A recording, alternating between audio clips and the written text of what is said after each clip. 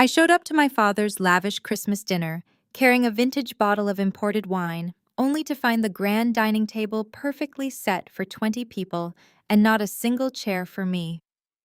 When I asked where I should sit, my father looked around the room, let out a booming laugh, and said, "Oops, we miscounted.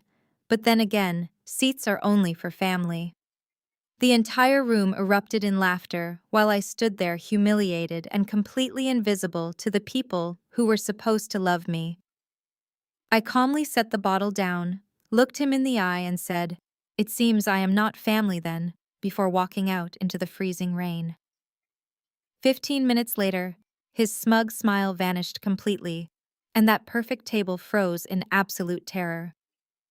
My name is Zora, and I am 35 years old. Before I share exactly how I dismantled my family's fake empire in under an hour, let me know where you are watching from in the comments below.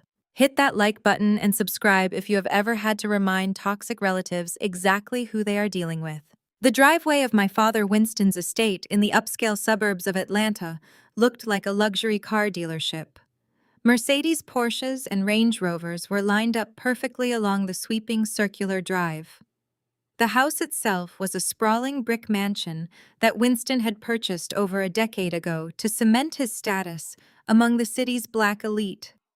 Every window glowed with warm, festive light, and I could hear the faint sound of holiday jazz spilling out into the crisp December air. I stood on the massive stone porch, taking a deep breath and clutching my custom-ordered wine.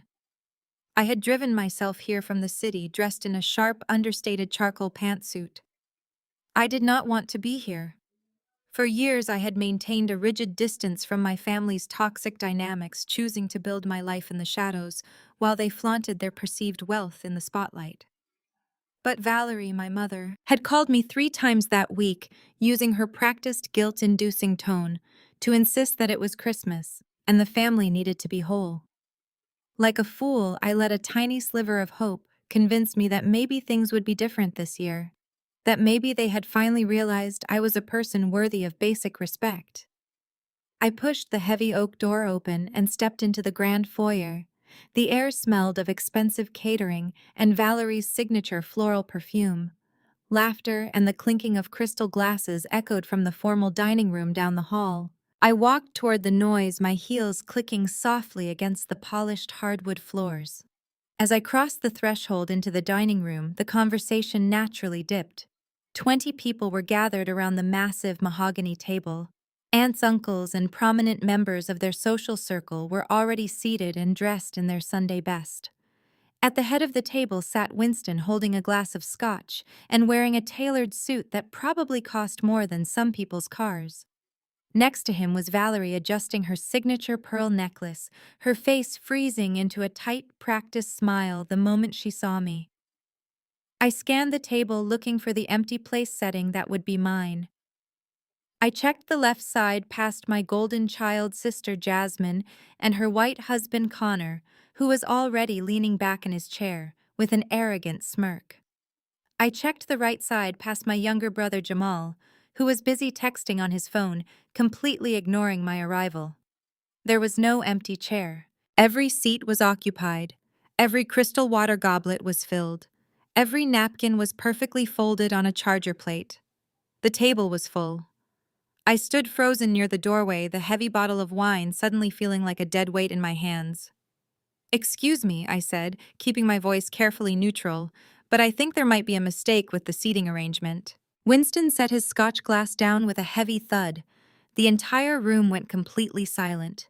He looked at me up and down with an expression of sheer disdain. Then he let out a loud, booming laugh that echoed off the high ceiling. "Oops, we miscounted," Winston announced, his voice projecting so everyone could hear. But then again, seats at this table are only for family. A chorus of forced chuckles and stifled giggles rippled across the room. Valerie merely patted her pearls and took a slow sip of her wine, looking away. Jasmine leaned into Connor, whispering something in his ear, causing him to snort loudly and shake his head. "You could have at least dressed for the occasion." Winston continued, turning his full attention to tearing me down in front of his wealthy friends. I know that little bookkeeping gig of yours does not pay much, Zora, but surely you could afford something better than a drab suit for a holiday dinner. We have important people here tonight, people with actual careers. His words were designed to cut carefully chosen to remind everyone in the room of my supposed place at the bottom of the family hierarchy. The truth was, Winston had kicked me out of the house when I was just 18 years old. My crime had been refusing to pledge for Valerie's prestigious sorority and declining a low-level subservient job at Winston's logistics firm. I had wanted to study high-level finance to build my own path outside of their suffocating social climbing. Winston had called me a disgrace and told me to get out. While they completely funded Jasmine's luxury lifestyle, paying for her expensive degrees, and throwing her a lavish wedding to Connor, and while they poured hundreds of thousands of dollars into Jamal's endless string of failing startup companies, I had been left to survive on crushing student loans and exhausting night shifts. They thought I was a struggling accountant barely making rent. They thought I was a failure who had crawled back to beg for a plate of food. They had absolutely no idea who I really was or what I had been doing for the past 17 years. "You always were a stubborn disappointment," Zora Winston added, leaning back in his chair like a king passing judgment. "You rejected the legacy I tried to hand you. You rejected your mother's social circles. You turned your back on everything that makes this family great. So do not stand there looking surprised when there is no room for you at our table." I looked at the faces staring back at me. Aunts who used to pinch my cheeks now looked at me with pity. Connor was openly grinning, enjoying the show. Jasmine looked smug, reveling in her status as the favored daughter. Jamal did not even bother to look up from his screen. Not a single person offered to pull up an extra chair. Not a single person suggested making room. The silence was absolute and heavy with years of unspoken resentment and manufactured superiority. I did not cry. I did not yell. I did not give them the satisfaction of a dramatic meltdown. I walked slowly toward the table, the rhythmic click of my shoes cutting through the heavy silence. I reached the center of the table and carefully set the expensive bottle of vintage Bordeaux right next to Winston's plate. I looked him dead in the eye, my face a mask of absolute calm. "You are absolutely right, Winston," I said, my voice steady and cold enough to freeze the wine in their glasses. "It seems I am not family." I turned on my heel and walked out of the dining room. I did not look back as I crossed the grand foyer. I did not hesitate as I pushed the heavy oak door open and stepped back out into the freezing December rain. The cold air hit my face, but I felt nothing but a burning, razor-sharp clarity. I walked past the line of luxury cars and slid into the back of my chauffeur-driven Maybach that was parked discreetly at the end of the long driveway. The heavy door closed, shutting out the sound of the rain. My phone buzzed in my pocket. It was a text message from Jamal telling me to keep walking and stay in my lane. I stared at the message for 3 seconds. Then I opened my secure tablet, logged into the encrypted portal of the private equity firm I had built from the ground up, and authorized a single devastating executive order. I leaned forward and tapped the glass partitions separating me from my driver.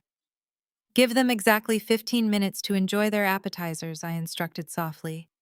Then, cut the power. I showed up to my father's lavish Christmas dinner carrying a vintage bottle of imported wine, only to find the grand dining table perfectly set for 20 people and not a single chair for me. When I asked where I should sit, my father looked around the room, let out a booming laugh, and said, "Oops, we miscounted. But then again, seats are only for family." The entire room erupted in laughter while I stood there humiliated and completely invisible to the people who were supposed to love me. I calmly set the bottle down, looked him in the eye, and said, "It seems I am not family then," before walking out into the freezing rain. 15 minutes later, his smug smile vanished completely, and that perfect table froze in absolute terror. "My name is Zora, and I am 35 years old. Before I share exactly how I dismantled my family's fake empire in under an hour, let me know where you are watching from in the comments below. Hit that like button and subscribe if you have ever had to remind toxic relatives exactly who they are dealing with. The driveway of my father Winston's estate in the upscale suburbs of Atlanta looked like a luxury car dealership. Mercedes, Porsches, and Range Rovers were lined up perfectly along the sweeping circular drive. The house itself was a sprawling brick mansion that Winston had purchased over a decade ago to cement his status among the city's black elite.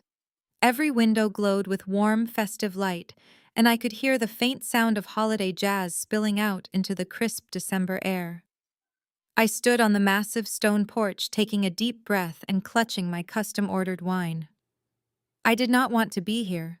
For years, I had maintained a rigid distance from my family's toxic dynamics, choosing to build my life in the shadows while they flaunted their perceived wealth in the spotlight. But Valerie, my mother, had called me 3 times that week, using her practiced guilt-inducing tone to insist that it was Christmas, and the family needed to be whole. Like a fool, I let a tiny sliver of hope convince me that maybe things would be different this year. That maybe they had finally realized I was a person worthy of basic respect. I pushed the heavy oak door open and stepped into the grand foyer. The air smelled of expensive catering and Valerie's signature floral perfume. Laughter and the clinking of crystal glasses echoed from the formal dining room down the hall. I walked toward the noise, my heels clicking softly against the polished hardwood floors. As I crossed the threshold into the dining room, the conversation naturally dipped. 20 people were gathered around the massive mahogany table. Aunts, uncles, and prominent members of their social circle were already seated and dressed in their Sunday best. At the head of the table sat Winston, holding a glass of scotch, and wearing a tailored suit that probably cost more than some people's cars. Next to him was Valerie, adjusting her signature pearl necklace, her face freezing into a tight, practiced smile the moment she saw me. I scanned the table looking for the empty place setting that would be mine. I checked the left side past my golden child sister Jasmine and her white husband Connor, who was already leaning back in his chair with an arrogant smirk. I checked the right side past my younger brother Jamal, who was busy texting on his phone, completely ignoring my arrival. There was no empty chair. Every seat was occupied. Every crystal water goblet was filled. Every napkin was perfectly folded on a charger plate. The table was full. I stood frozen near the doorway, the heavy bottle of wine suddenly feeling like a dead weight in my hands. "Excuse me," I said, keeping my voice carefully neutral, "but I think there might be a mistake with the seating arrangement." Winston set his scotch glass down with a heavy thud. The entire room went completely silent. He looked at me up and down with an expression of sheer disdain. Then he let out a loud, booming laugh that echoed off the high ceiling. "Oops, we miscounted," Winston announced, his voice projecting so everyone could hear. "But then again, seats at this table are only for family." A chorus of forced chuckles and stifled giggles rippled across the room. Valerie merely patted her pearls and took a slow sip of her wine, looking away. Jasmine leaned into Connor, whispering something in his ear, causing him to snort loudly and shake his head. "You could have at least dressed for the occasion," Winston continued, turning his full attention to tearing me down in front of his wealthy friends. "I know that little bookkeeping gig of yours does not pay much, Zora, but surely you could afford something better than a drab suit for a holiday dinner. We have important people here tonight, people with actual careers." His words were designed to cut carefully chosen, to remind everyone in the room of my supposed place at the bottom of the family hierarchy. The truth was, Winston had kicked me out of the house when I was just 18 years old. My crime had been refusing to pledge for Valerie's prestigious sorority and declining a low-level subservient job at Winston's logistics firm. I had wanted to study high-level finance to build my own path outside of their suffocating social climbing. Winston had called me a disgrace and told me to get out. While they completely funded Jasmine's luxury lifestyle, paying for her expensive degrees, and throwing her a lavish wedding to Connor, and while they poured hundreds of thousands of dollars into Jamal's endless string of failing startup companies, I had been left to survive on crushing student loans and exhausting night shifts. They thought I was a struggling accountant barely making rent. They thought I was a failure who had crawled back to beg for a plate of food, They had absolutely no idea who I really was or what I had been doing for the past 17 years. You always were a stubborn disappointment, Zora, Winston added, leaning back in his chair like a king passing judgment. You rejected the legacy I tried to hand you. You rejected your mother's social circles. You turned your back on everything that makes this family great. So do not stand there looking surprised when there is no room for you at our table. Look at your brother Jamal building a tech empire downtown. Look at Jasmine married to a top-tier wealth manager who understands how to build generational wealth. That is what success looks like. You chose to be an outsider, and now you are acting like a victim because you have to face the consequences of your own mediocrity. I looked at the faces staring back at me. Aunts who used to pinch my cheeks now looked at me with pity. Connor was openly grinning, enjoying the show. Jasmine looked smug, reveling in her status as the favored daughter. Jamal did not even bother to look up from his screen. Not a single person offered to pull up an extra chair. Not a single person suggested making room. The silence was absolute and heavy with years of unspoken resentment and manufactured superiority. I did not cry. I did not yell. I did not give them the satisfaction of a dramatic meltdown. I walked slowly toward the table, the rhythmic click of my shoes cutting through the heavy silence. I reached the center of the table and carefully set the expensive bottle of vintage Bordeaux right next to Winston's plate. I looked him dead in the eye, my face a mask of absolute calm. You are absolutely right, Winston, I said, my voice steady and cold enough to freeze the wine in their glasses. It seems I am not family. I turned on my heel and walked out of the dining room. I did not look back as I crossed the grand foyer. I did not hesitate as I pushed the heavy oak door open and stepped back out into the freezing December rain. The cold air hit my face, but I felt nothing but a burning razor-sharp clarity. The heavy rain was quickly turning into sleet, washing away the last remnants of the guilt I had carried for years. I had spent over a decade wondering what was wrong with me, wondering why I was never quite good enough for the people who shared my blood. I had agonized over every rejected phone call, every missed birthday, every holiday spent alone in my apartment, while they posted pictures of their matching pajamas and perfectly curated lives. But standing in that downpour, I realized the absolute truth. There was nothing wrong with me. They were simply a collection of deeply insecure people playing dress-up in a house built on financial quicksand.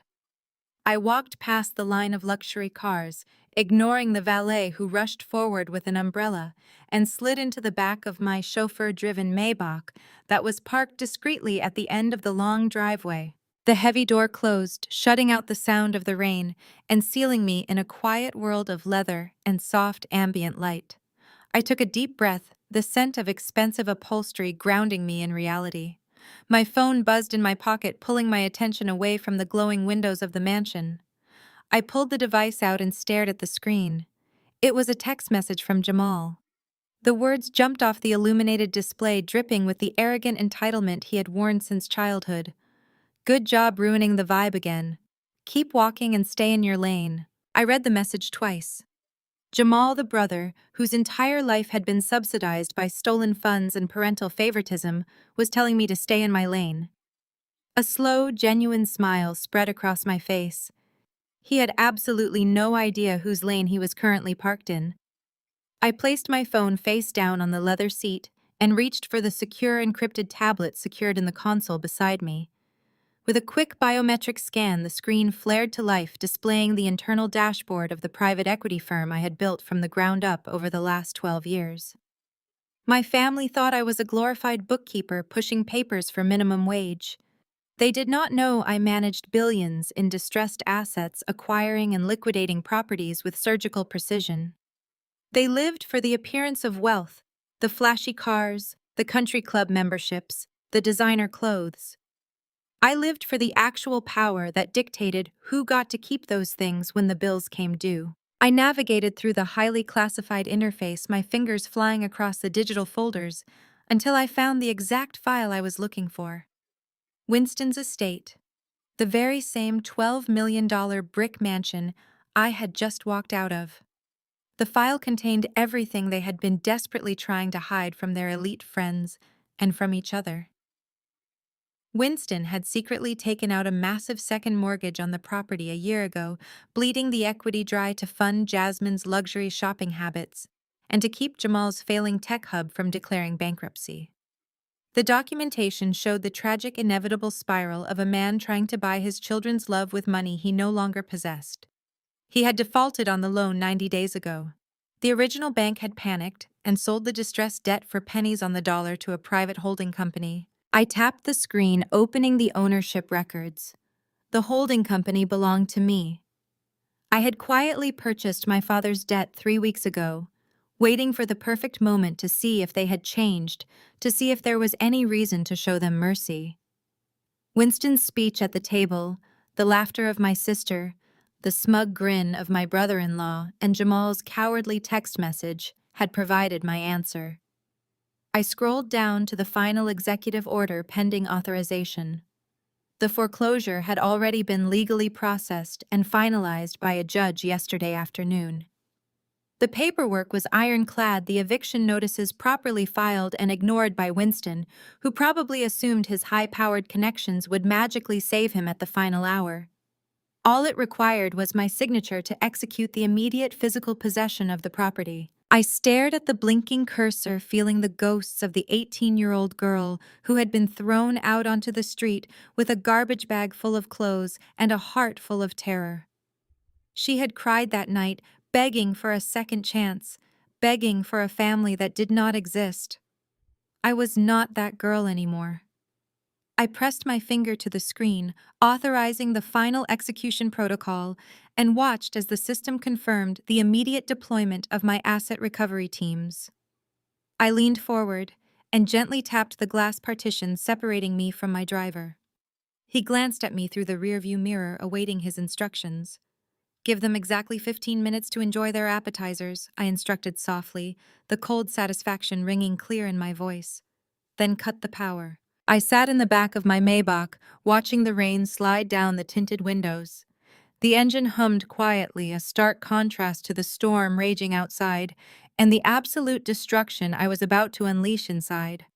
I placed my phone face down on the leather seat next to me. Jamal and his arrogant text message could wait. I opened my secure tablet and logged into my firm dashboard. Through the encrypted portal, I accessed the high-definition surveillance cameras installed throughout Winston Estate. I had acquired full administrative control of the security system the moment the deed transferred to my holding company 3 weeks ago. My father had no idea that the cameras he installed to protect his precious assets were now broadcasting his final moments of glory directly to the daughter he had just thrown out into the rain. On my screen, the dining room looked like a scene straight out of a luxury lifestyle magazine. The long mahogany table was covered in fine bone china, crystal wine glasses, and arrangements of white winter roses. 20 guests sat shoulder to shoulder, radiating the kind of manufactured wealth that Winston demanded from everyone in his orbit. I watched as Winston stood up at the head of the table. He smoothed the lapels of his custom suit and tapped a silver spoon against his crystal goblet. The melodic chime brought the room to a hush. I pressed the volume icon on my tablet, filling the quiet interior of my car with my father's deep booming voice. "Family and esteemed guests." Winston began, raising his glass high. "Tonight we celebrate another year of unparalleled excellence. We celebrate the strength of a circle kept tight. We surround ourselves only with those who understand the weight of our legacy." He paused, letting his gaze sweep over the table. He intentionally let his eyes linger on the empty space near the door where I had stood just moments before. "As I said earlier, there is no room at this table for dead weight. We require greatness." Laughter rippled through the dining room again. Valerie sat beside him, wearing a smug smile of approval.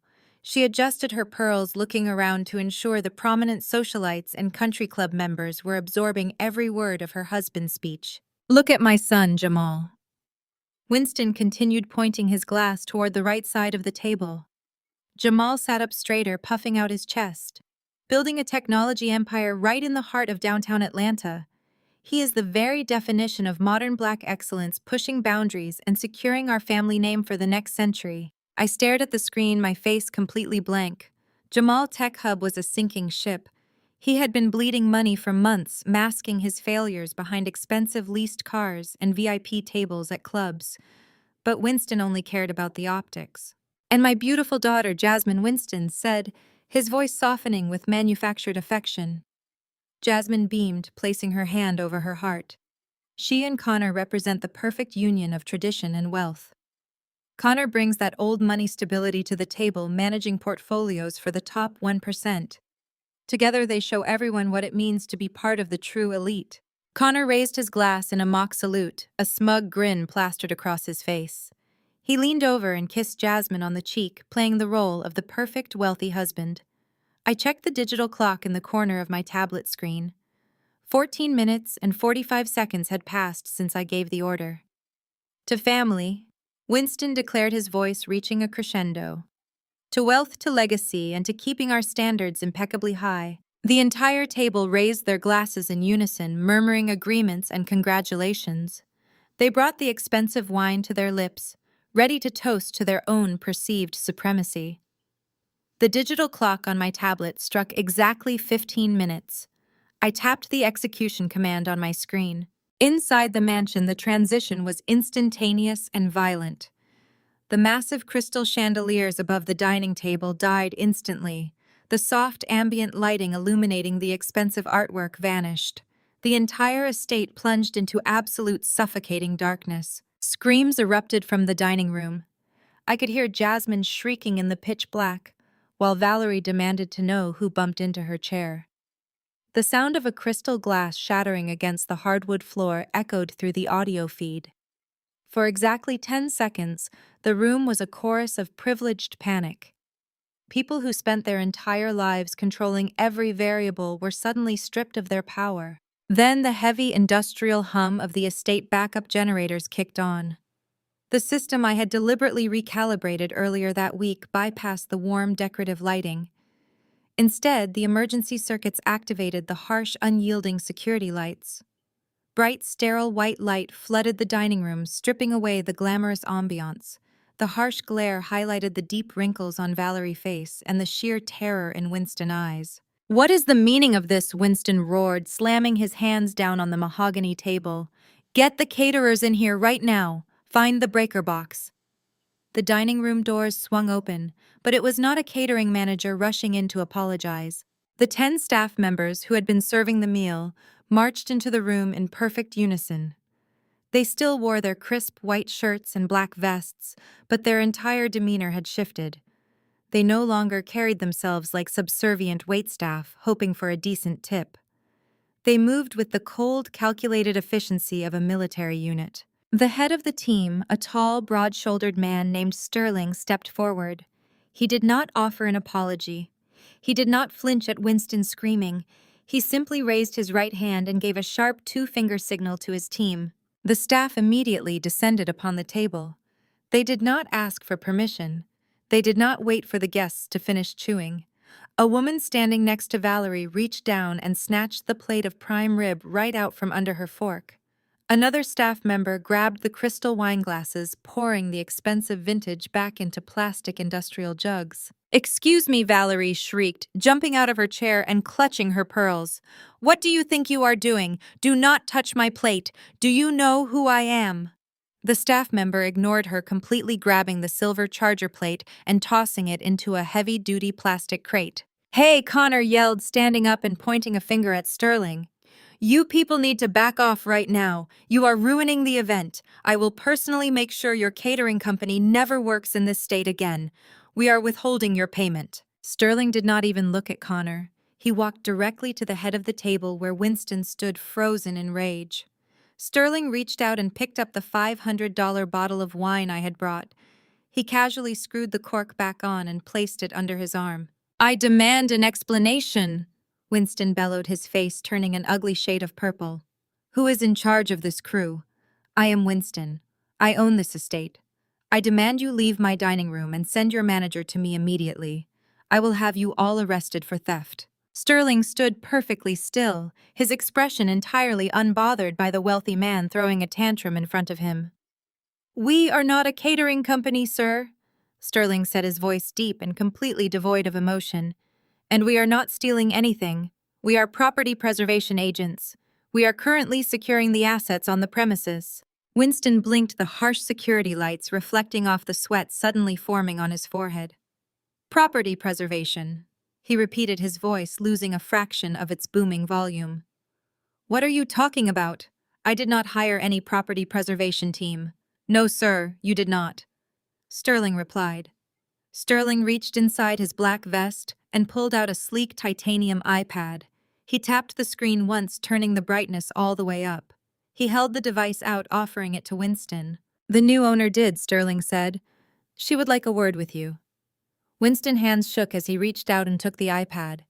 He looked down at the screen. The camera angle on my tablet shifted as Winston stared directly into the lens of the iPad. I adjusted my posture in the back of the Maybach, making sure the dim lighting of my luxury car framed my face perfectly. I stared back at him through the digital connection, my expression perfectly calm, devoid of any anger or sorrow. The chaotic background noise of the dining room faded away as Winston realized exactly who was looking back at him. The screen of the titanium iPad illuminated Winston's face with a cold, bluish glow. I sat comfortably in the back of my Maybach, watching his expression shift from aristocratic fury to absolute bewildered shock. The heavy silence in the dining room was broken only by the steady hum of the emergency backup generators. I did not smile immediately. I simply let him stare at my face through the camera lens, letting the reality of the situation slowly penetrate his carefully constructed bubble of superiority. "Hello, Winston," I said, my voice projecting clearly through the tablet's high-definition speakers. "You mentioned earlier that seats at your table were only for family. I find that highly ironic, considering you no longer own the table, the chairs, or the room you are currently standing in." Winston gripped the edges of the tablet, his knuckles turning white. "What is this garbage?" he demanded, his voice trembling with a mixture of rage and rising panic. "Is this some kind of sick prank, Zora? Did you hire these thugs to come in here and humiliate me in front of my guests? Turn the power back on this instant before I have you thrown in a jail cell." Valerie rushed to his side, peering over his shoulder at the screen. She gasped, pressing a manicured hand to her chest.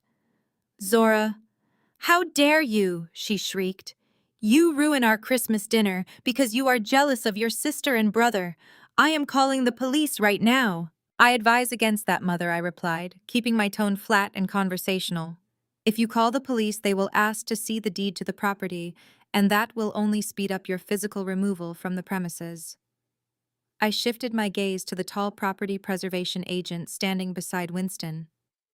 "Sterling, lock the front doors. No one leaves until I have finished speaking." Sterling nodded once and gestured to two of his men. They immediately moved to the grand double doors of the formal dining room, standing guard, with their arms folded behind their backs. Jasmine let out a high-pitched wail, clutching Connor's arm, as if he could somehow protect her from the consequences of her own expensive existence. Jamal finally dropped his phone onto the table, his eyes wide with genuine terror as he realized the men in catering vests were actually highly trained security contractors.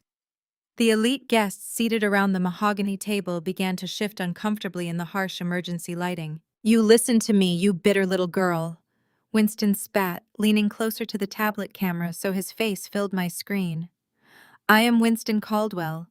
I built a logistics empire from nothing. I own this estate. These people are trespassing, and you are committing a federal crime by interrupting a private gathering. You built an empire on quicksand." "Winston," I corrected him, my voice echoing off the high ceilings of his dining room. "And you do not own this estate. You do not even own the designer suit you are wearing right now. You have been living a spectacular lie for the past 3 years, and tonight the bill has finally come due." The prominent judges, country club presidents, and corporate executives who had just been laughing at my expense were now staring at Winston with deep suspicion. The facade of the untouchable Caldwell family was cracking wide open for all of Atlanta high society to witness. People who spent their entire lives controlling every variable were suddenly trapped in a room where they had absolutely no power. Let us talk about your finances, Dad, I said, leaning forward in my leather seat. Let us talk about the massive second mortgage you secretly took out on the estate exactly 14 months ago. Winston's face drained of all color. He opened his mouth to speak, but no sound came out. His chest heaved under his tailored jacket. Valerie stepped back from him, her eyes darting frantically around the room as if searching for an escape route that did not exist. That is right, I continued, ensuring every syllable carried the weight of absolute truth. 14 months ago, you leveraged the only real asset you had left. You signed away the equity on this multi-million-dollar home because you were completely out of cash. You needed to maintain the illusion of generational wealth for your friends. But more importantly, you needed to fund the bottomless pits of entitlement you raised, instead of me. That is a lie, Winston croaked, his voice losing its booming authority. It is a fabricated lie designed to make me look bad. Is it? I asked smoothly. Sterling, please direct their attention to the dining room smart television. Sterling picked up a remote from the credenza and powered on the massive flat screen mounted above the fireplace. Instantly, the screen mirrored my secure tablet, displaying the heavily redacted but legally binding mortgage documents, bearing Winston's undeniable signature. Loud gasps echoed around the table. Jasmine covered her mouth with trembling hands. Jamal shrank down in his chair, trying to make himself invisible. You took out a $7 million loan against this house, I explained, projecting the exact financial figures onto the screen for every single guest to witness. You funneled $2 million directly into Jamal's tech hub because his private investors pulled out when they realized he had no actual coding skills and no viable product to sell. You bought him exotic sports cars and leased him a luxury high-rise office downtown to make him look like a young prodigy while his business was secretly drowning in massive debt. Jamal's face turned ash gray. The corporate executives at the table, who had just congratulated him on his modern black excellence, were now glaring at him with undisguised contempt, realizing they had been associating with a complete fraud. And Jasmine, I said, shifting my focus to my sister, who was now hyperventilating. Jasmine, who just laughed at my drab suit. You funneled another $1 million into her personal accounts to pay for her extravagant country club memberships, her weekly shopping sprees in Paris, and the massive renovations on her supposedly self-funded luxury condo.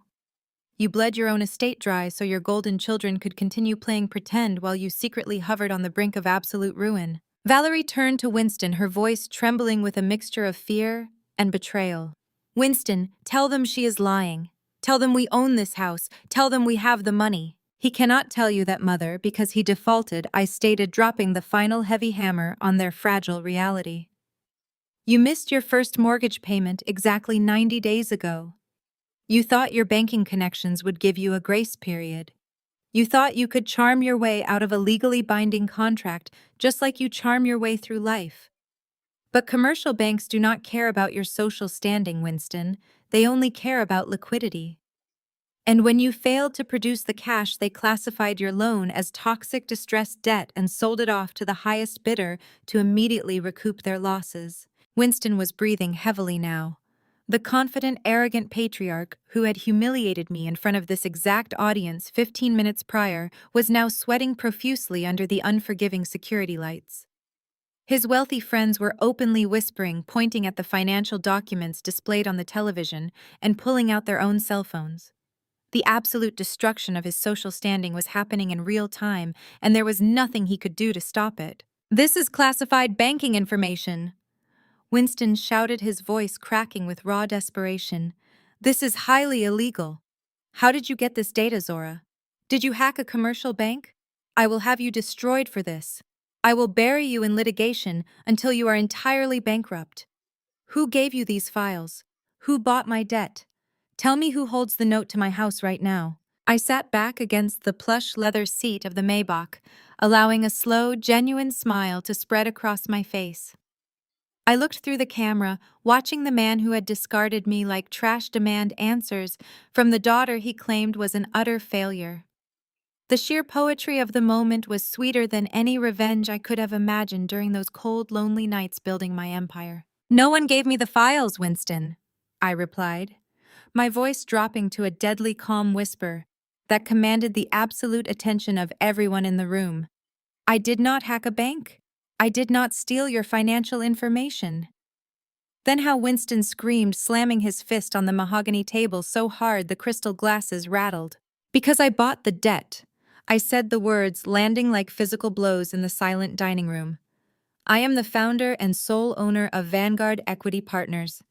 I am the shadow firm that purchased your distressed mortgage 3 weeks ago. I own the note. I own the debt. I own this house. The silence stretching across the dining room was absolute, broken only by the heavy rhythmic hum of the backup generators. Winston stared at the screen, his mouth opening and closing like a fish pulled fresh from the water. The mahogany table, once his altar of power, now felt like an auction block where his entire life was being liquidated. I did not give him the courtesy of letting the shock wear off. I pressed forward, letting the cold reality of his situation settle over the room. The gavel fell yesterday at 3 in the afternoon, I stated, my voice cutting through the stale, tension-filled air. The deed was officially recorded and transferred to Vanguard Equity Partners before the county clerk's office closed. You are no longer the owner of this property, Winston. You are currently trespassing on corporate-owned real estate. The men standing in your dining room are not servers. They are here to secure my investment. They have full legal authority to change the locks, pack your personal belongings into boxes, and escort you off the premises. Winston's face turned a dangerous mottled shade of crimson. He gripped the edge of the dining table so hard his knuckles turned bone white. He looked wildly around the room, making eye contact with the prominent judges, golf buddies, and socialites he had invited to witness his greatness. They were all shrinking back in their chairs, suddenly desperate to distance themselves from a man who had just been exposed as a massive fraud.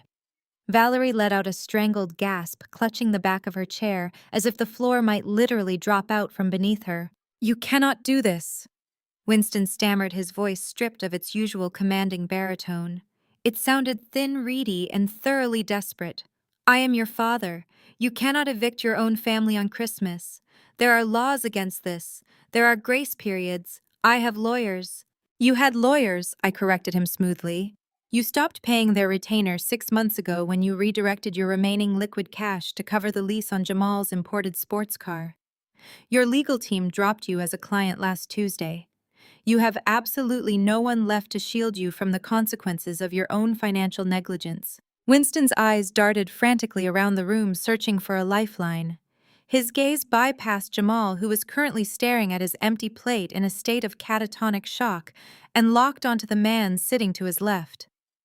Connor, the golden son-in-law, the shining star of the family who had supposedly brought old money stability and Wall Street prestige into the Caldwell inner circle.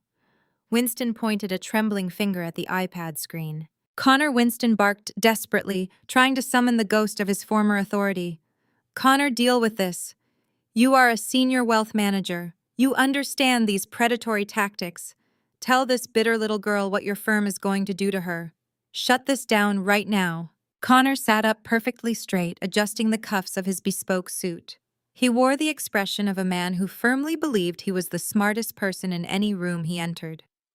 He looked at Jasmine, who was currently weeping into her linen napkin, and gave her shoulder a patronizing, reassuring squeeze.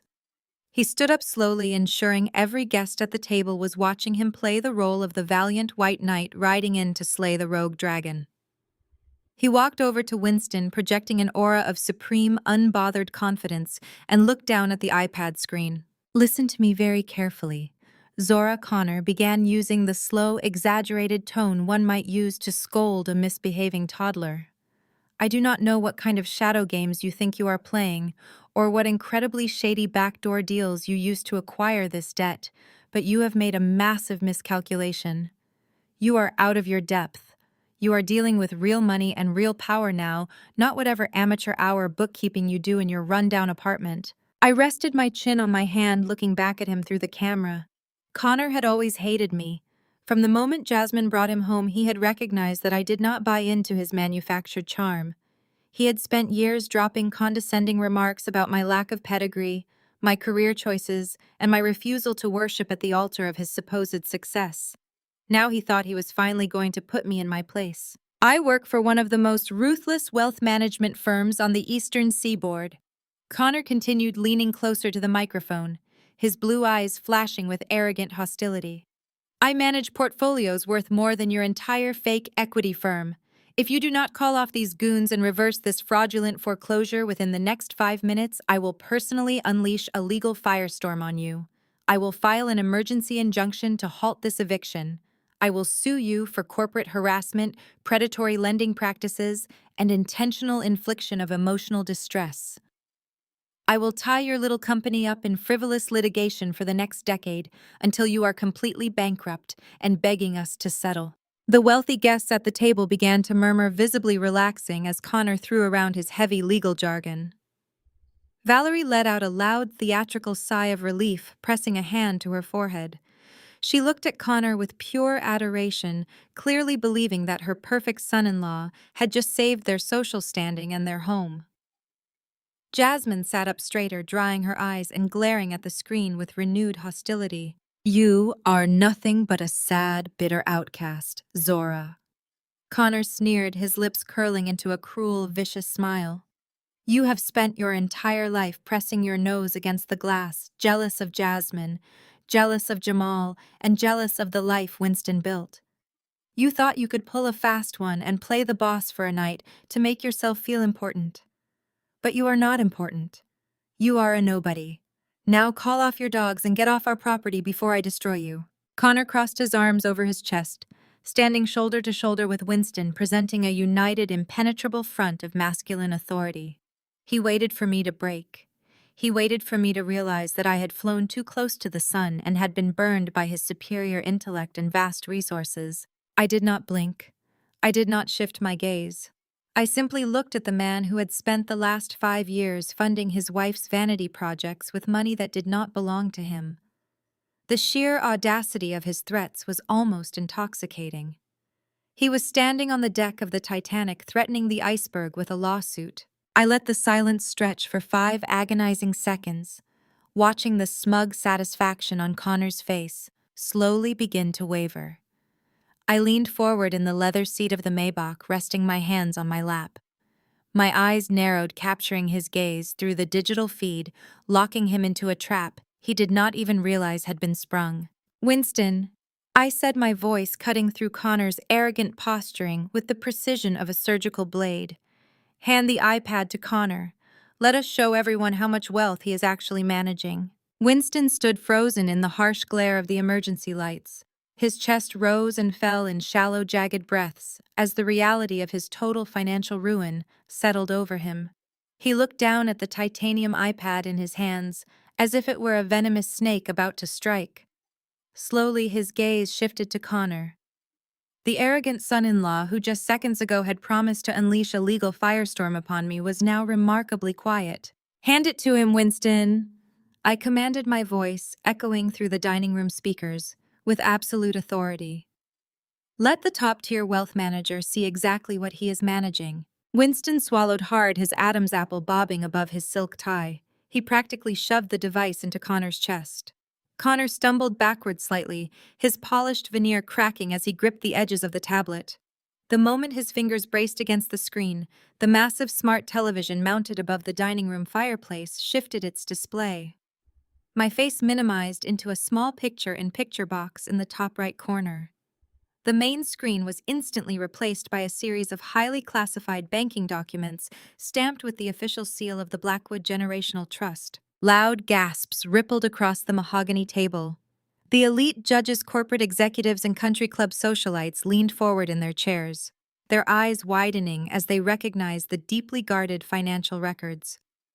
In elite circles, a trust fund was a sacred, untouchable entity. Exposing one on a 70-inch television was the social equivalent of a public execution. Let us take a trip down memory lane, Connor. I said, my tone conversational but laced with a lethal edge. From the moment Jasmine brought you home to meet the family, you made sure everyone knew exactly who you were.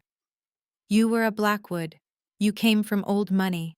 You spent your childhood summers sailing in Martha's Vineyard and your winters skiing in Gstaad.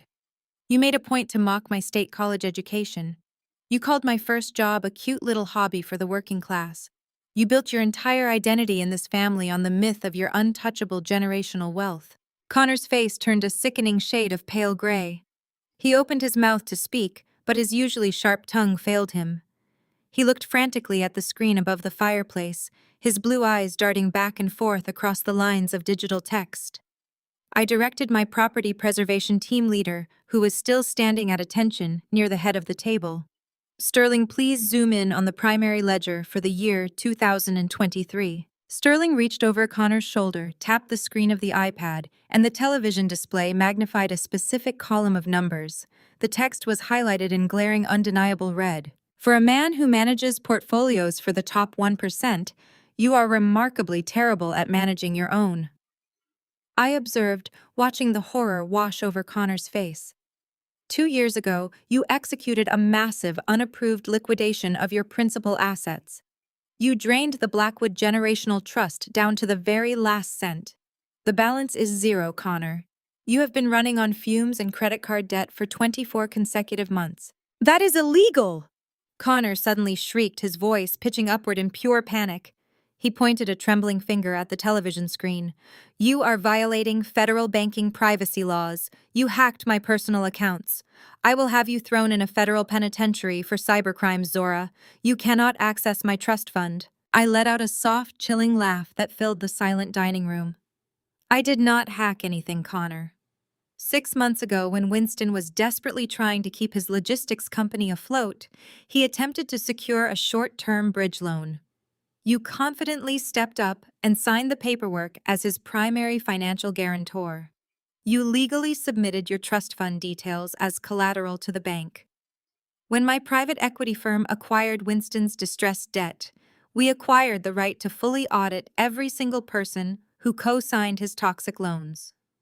You opened your own books to my auditors. You handed me the keys to your financial ruin on a silver platter. The wealthy guests at the table began whispering furiously to one another. The illusion of Connor, the brilliant Wall Street prodigy, was disintegrating right before their eyes. The man they had asked for investment advice, the man they had played golf with, the man they thought was their peer, was completely and utterly broke. Jasmine suddenly stood up, her chair scraping violently against the hardwood floor. She was wearing a custom silk gown that cost more than my first car, but right now she looked entirely disheveled. She slammed her hands down on the table, glaring at the screen with fierce, tear-filled eyes. "You are a liar!" Jasmine screamed, her voice echoing off the crystal glasses. "You have always been a jealous, bitter liar, Zora. You could never stand the fact that I married a successful man while you were living in a shoebox apartment. Connor makes millions of dollars a year. He is a senior partner at Sterling and Hayes. He brings home a 7-figure bonus every single quarter. We just put an offer down on a vacation home in Aspen. We fly private. Do not sit there and tell me my husband is broke." I looked at my golden sister. For my entire life, she had been shielded from consequence. Valerie and Winston had built a fortress of delusion around her, teaching her that she was inherently superior simply because she followed their rules. She had married Connor because he fit the perfect aesthetic of a wealthy, successful husband. She was clinging to that aesthetic right now, desperate to reject the terrifying reality staring her in the face. "Jasmine," I said, speaking to her with a slow, deliberate cadence, "think very carefully about the last 2 years. Did you ever actually see the closing documents for that Aspen property? Or did Connor tell you the deed was tied up in a complicated corporate trust to avoid tax liabilities? When you fly private, does Connor ever pay the charter company directly? Or does he claim the flights are comped through his firm's corporate rewards program?" Jasmine hesitated. Her fierce glare faltered for a fraction of a second. She turned her head slowly to look at her husband. Connor was sweating profusely, his chest heaving under his bespoke suit. He could not meet her eyes. He stared firmly at the floor, his jaw clenched in absolute terror. "Connor," she whispered, her voice trembling. "Connor, tell her she is lying. Tell her about your promotion." "He cannot tell you about a promotion, Jasmine," I stated, cutting through her desperate plea. "Sterling, pull up the employment verification records from Sterling and Hayes." The screen above the fireplace shifted once more. The banking ledgers vanished, replaced by a stark official document bearing the letterhead of one of the most ruthless wealth management firms on the eastern seaboard. It was a formal notice of termination. "He puts on a suit every single morning," Jasmine yelled, pointing frantically at Connor. "He leaves the house at 7. He takes business trips to New York and London. He manages wealth. He goes to a coffee shop in Midtown." "Jasmine," I corrected her, my voice projecting absolute factual certainty over her hysteria. "He sits in a cafe with his laptop and uses free wireless internet to day trade penny stocks, hoping to hit a lucky break. He takes trips to stay on the couches of old fraternity brothers, begging them for seed money. He is not a senior partner. He is not a wealth manager. He has not earned a single legitimate paycheck in 24 months. Jasmine stumbled back, falling heavily into her chair. Valerie rushed to her side, wrapping an arm around her golden daughter, staring at Connor with sheer revulsion. Winston looked as if he might actually faint right there at the head of the table. 2 years ago, Connor was quietly terminated from Sterling and Hayes, I announced, dropping the final major bomb into the center of their shattered reality. And they did not just lay him off due to corporate downsizing. They stripped him of his licenses and escorted him out of the building. He was fired for gross misconduct, a fact he has completely hidden from his firm, from his wealthy friends, and most importantly, from his own family. The sudden explosion of violence shattered whatever remaining decorum existed in the dining room. Winston, a man who had spent decades cultivating an image of refined, untouchable sophistication, abandoned all pretense. He moved with a speed that belied his age, his manicured hands curling into fists, as he closed the distance between himself and his son-in-law. Connor let out a high-pitched yelp of genuine terror. He scrambled sideways, his expensive Italian leather shoes slipping wildly on the polished hardwood floor. He managed to dodge Winston's initial grasp, but Winston's hand caught the lapel of Connor's bespoke suit jacket. With a forceful yank, Winston spun the younger man around and slammed him hard against the intricate wainscoting of the dining room wall. "You parasitic little thief!" Winston bellowed, spittle flying from his lips as he pinned Connor against the plaster. "I brought you into my home. I gave you my daughter. I bragged to every board member in this city about your pedigree. And you were nothing but a common criminal siphoning my lifeblood while I sat here and praised you." "Dad, let him go." Jasmine shrieked, darting forward and grabbing at Winston's arm. She clawed frantically at her father's sleeve, her perfect blowout falling into complete disarray. "You are hurting him. It was a loan. We were going to pay it back." "A loan?" Winston roared, not breaking eye contact with the terrified man pinned beneath his grip. "You call $850,000 of falsified invoices a loan. You destroyed my legacy. You bankrupted my empire so you could play pretend on the golf course." The wealthy guests seated around the table erupted into a chaotic chorus of gasps and panicked whispers. Several prominent judges and corporate executives pushed their chairs back, desperate to distance themselves from the physical altercation unfolding just feet away. Valerie remained frozen in her seat, her hands covering her face as she wept hysterically, watching the total annihilation of her carefully curated social standing happen in real time under the glaring emergency lights. Sterling and his property preservation team did not intervene. They stood at the perimeter of the room with their hands clasped firmly behind their backs, maintaining absolute security over the exits. They were professionals. They were not there to break up family squabbles.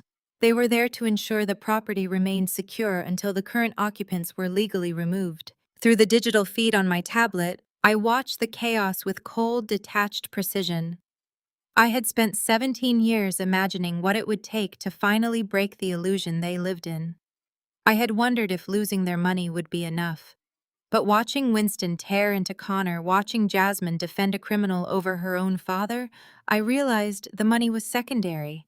The true destruction was watching them realize they had completely destroyed each other. "I was just trying to protect the family image." Connor choked out, his face turning a blotchy red as Winston's grip tightened on his collar. "You put so much pressure on us, Winston. You demanded we live like royalty. You demanded we entertain the right people.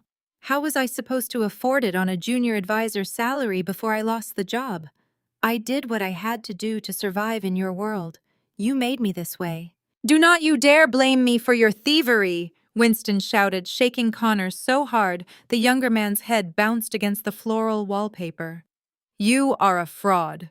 A pathetic, unemployed fraud living off the scraps of a real man's hard work. I will see you in federal prison for this. I will make sure the district attorney charges you with grand larceny and wire fraud. Jasmine let out a devastated sob and threw herself between the two men, shoving her father with unexpected force. You cannot send him to prison, she cried, her voice cracking with desperate entitlement. If you send Connor to prison, what happens to me? How am I supposed to live? I will be ruined in this city. My friends will mock me. You cannot do this to your own daughter. Winston stumbled backward, his grip on Connor's jacket finally breaking. He stared at Jasmine, his chest heaving, his eyes wide with a horrific realization. He looked at the daughter he had spoiled, the daughter he had funded, the daughter he had elevated above me at every single opportunity. He finally saw her not as his golden child, but as a shallow, parasitic extension of the man who had just robbed him blind. Your friends. Winston repeated, his voice dropping to a hoarse, disbelieving whisper. I just lost my entire life's work. I am standing in a house I no longer own, and you are worried that your country club friends are going to mock you. Valerie finally found her voice. She stood up, her chair scraping loudly against the floor, her face streaked with ruined mascara. Winston, please, she pleaded, holding her hands out toward him. We have to stop this. We have guests. We have to handle this privately. We can call our lawyers tomorrow and fix this mess. We can negotiate with Zora. She is our daughter. She will not actually throw us out on the street. I leaned forward at the back of the Maybach, tapping the microphone icon on my tablet screen. My voice sliced through the heavy, emotionally charged atmosphere of the dining room, instantly silencing Valerie's delusional bargaining. There will be no negotiations, Mother. I stated, my tone as hard and unforgiving as a concrete wall. And you are absolutely out of your mind if you think you are spending another night in my house. You chose to fund a criminal. You chose to bankroll Jamal's fraudulent tech empire.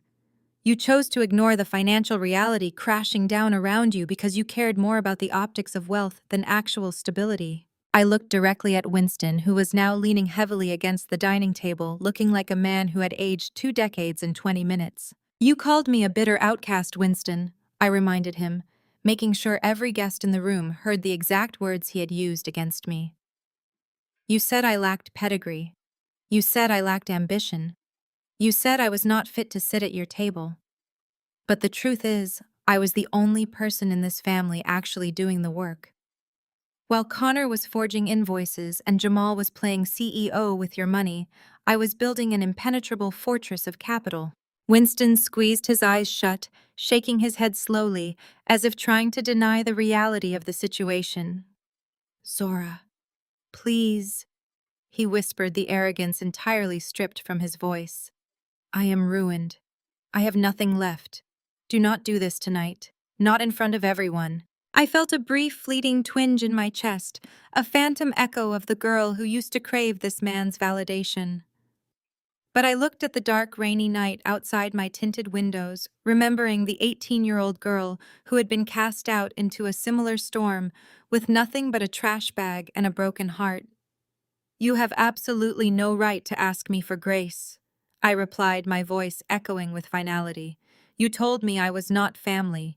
You told me to leave. I simply took you at your word. I turned my attention to the head of the property preservation team.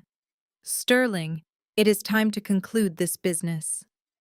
Sterling stepped forward, his posture rigid and commanding. He reached into his vest and pulled out a stack of manila folders, dropping them unceremoniously onto the center of the dining table, right next to the ruined plate of prime rib.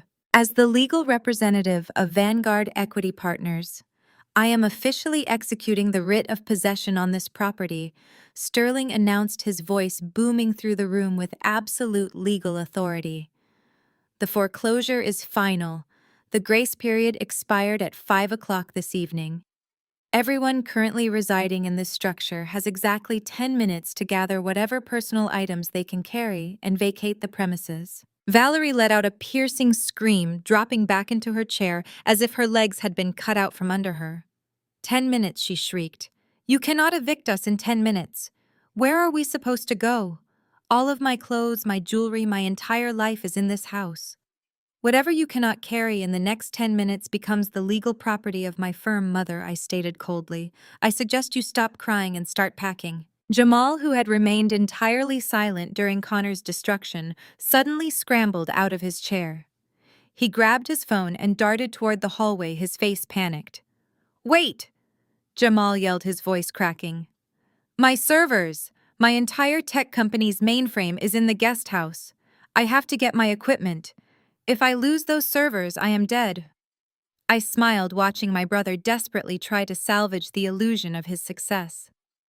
I tapped a few keys on my tablet, bringing up a separate file. I would not bother running to the guest house, Jamal, I advised, stopping him dead in his tracks. Jamal turned around slowly, his eyes wide with renewed terror. Why not, he asked, his voice barely a whisper. I brought up the commercial real estate records on the massive television screen. Because I am not just the owner of this house, Jamal, I revealed, letting the absolute magnitude of my powers settle over him. Let us talk about that luxury high-rise office building downtown. The one you leased for your supposed tech empire. The one you haven't paid rent on in 7 months. The heavy silence that followed my announcement was thick enough to suffocate the entire room. The prominent judges and corporate executives who had spent the evening drinking Winston's expensive wine and laughing at his jokes were now staring at Connor with expressions of profound disgust. In their world, a man might be forgiven for a bad investment or a failed business venture, but being stripped of your financial licenses and fired for gross misconduct was the ultimate unforgivable sin. It meant you were radioactive. Jasmine remained frozen in her chair, her perfectly manicured hands gripping the edge of the mahogany table so tightly her knuckles were stark white. She blinked rapidly, her eyes darting between the harsh termination letter displayed on the massive television and the pale, sweating face of her husband. That is a lie, Jasmine whispered, her voice lacking its usual piercing authority. It is a trick. Connor, you just handled the merger for the Vance account last week. You told me you secured a massive commission. You bought me the diamond tennis bracelet for our anniversary just 3 days ago. We fly private. We are closing on the Aspen property. Tell her she is lying, Connor. Connor opened his mouth, but his usually sharp, arrogant tongue failed him completely. He took a stumbling step backward, bumping into a heavy crystal vase on the credenza. He looked frantically at Winston, then at Valerie, his chest heaving under his custom Italian suit. That is the multi-million-dollar question, is it not? I asked, my voice projecting clearly through the high-definition speakers on the iPad. If Connor has not earned a legitimate paycheck in 24 months, how exactly has he been funding the private jets, the diamonds, and the weekly shopping sprees in Paris? How do you maintain the illusion of generational wealth when the trust fund is empty and the employment has been terminated? Connor lunged forward, his panic finally breaking through his paralysis. He reached out to snatch the iPad from Winston's trembling hands. Shut that off, he screamed, his face contorted in an ugly display of desperation. Do not listen to her, Winston. She fabricated all of this. It is a deep fake. I will sue her for corporate espionage. Sterling stepped smoothly between Connor and the tablet, moving with the terrifying efficiency of a highly trained operative. He did not say a single word. He simply placed one massive hand flat against Connor's chest and shoved him backward. Connor stumbled, hitting the edge of the dining table and knocking over a row of expensive wine glasses. The crystal shattered against the hardwood floor, the sharp sound echoing through the dining room like a gunshot. You see, Jasmine? I continued, my tone remaining conversational and utterly devoid of pity. Maintaining the illusion of the Blackwood wealth is a very expensive full-time job. When Connor lost his salary and his 6-figure bonuses, he panicked. He knew you would leave him the second the private charters turned into commercial coach tickets. He needed a new source of revenue. He needed a quiet, steady stream of cash that no one would ever double-check. I shifted my gaze on the screen, staring directly into the terrified eyes of my father. And who is more trusting? Winston, I asked, watching the patriarch of the Caldwell family begin to physically crumble. who is more eager to hand over the keys to his financial kingdom than a man desperate to align himself with old money. When Connor married Jasmine, you gave him full advisory access to the operating accounts of Caldwell Logistics. You told everyone he was going to streamline your assets. You bragged at the country club that having a senior partner from a top-tier wealth management firm looking at your books was going to take your company to the next level. Winston's breathing became shallow and ragged. His eyes darted to Connor, a horrifying realization beginning to dawn in his expression. The dots were finally connecting in his mind. Sterling switched the display to the offshore routing ledger I commanded. Sterling tapped a button on his remote, and the massive television above the fireplace blinked. The termination letter vanished, replaced by a complex, deeply detailed spreadsheet of corporate wire transfers. Rows upon rows of transactions were highlighted in vibrant, undeniable yellow. "What you are looking at, Winston," I explained methodically, breaking down the undeniable financial data, are the internal wire transfers from the primary operating account of Caldwell Logistics over the last 24 months. Notice the frequency and the routing numbers. Every 2 weeks, an average of $25,000 was routed to a Shell LLC registered in Delaware under the name J&C Holdings. Valerie gasped, pressing both hands over her mouth. Her eyes widened as she read the name of the LLC, J&C. She choked out, her voice barely audible. "Jasmine and Connor." "Precisely, Mother," I said, confirming her worst nightmare. "Connor has not been managing Winston's wealth. He has been systematically siphoning it. Every time Jasmine wanted to renovate the luxury condo, Connor simply wired $30,000 from the logistics payroll account. When the country club dues hit, another $15,000 vanished from the logistics equipment maintenance fund.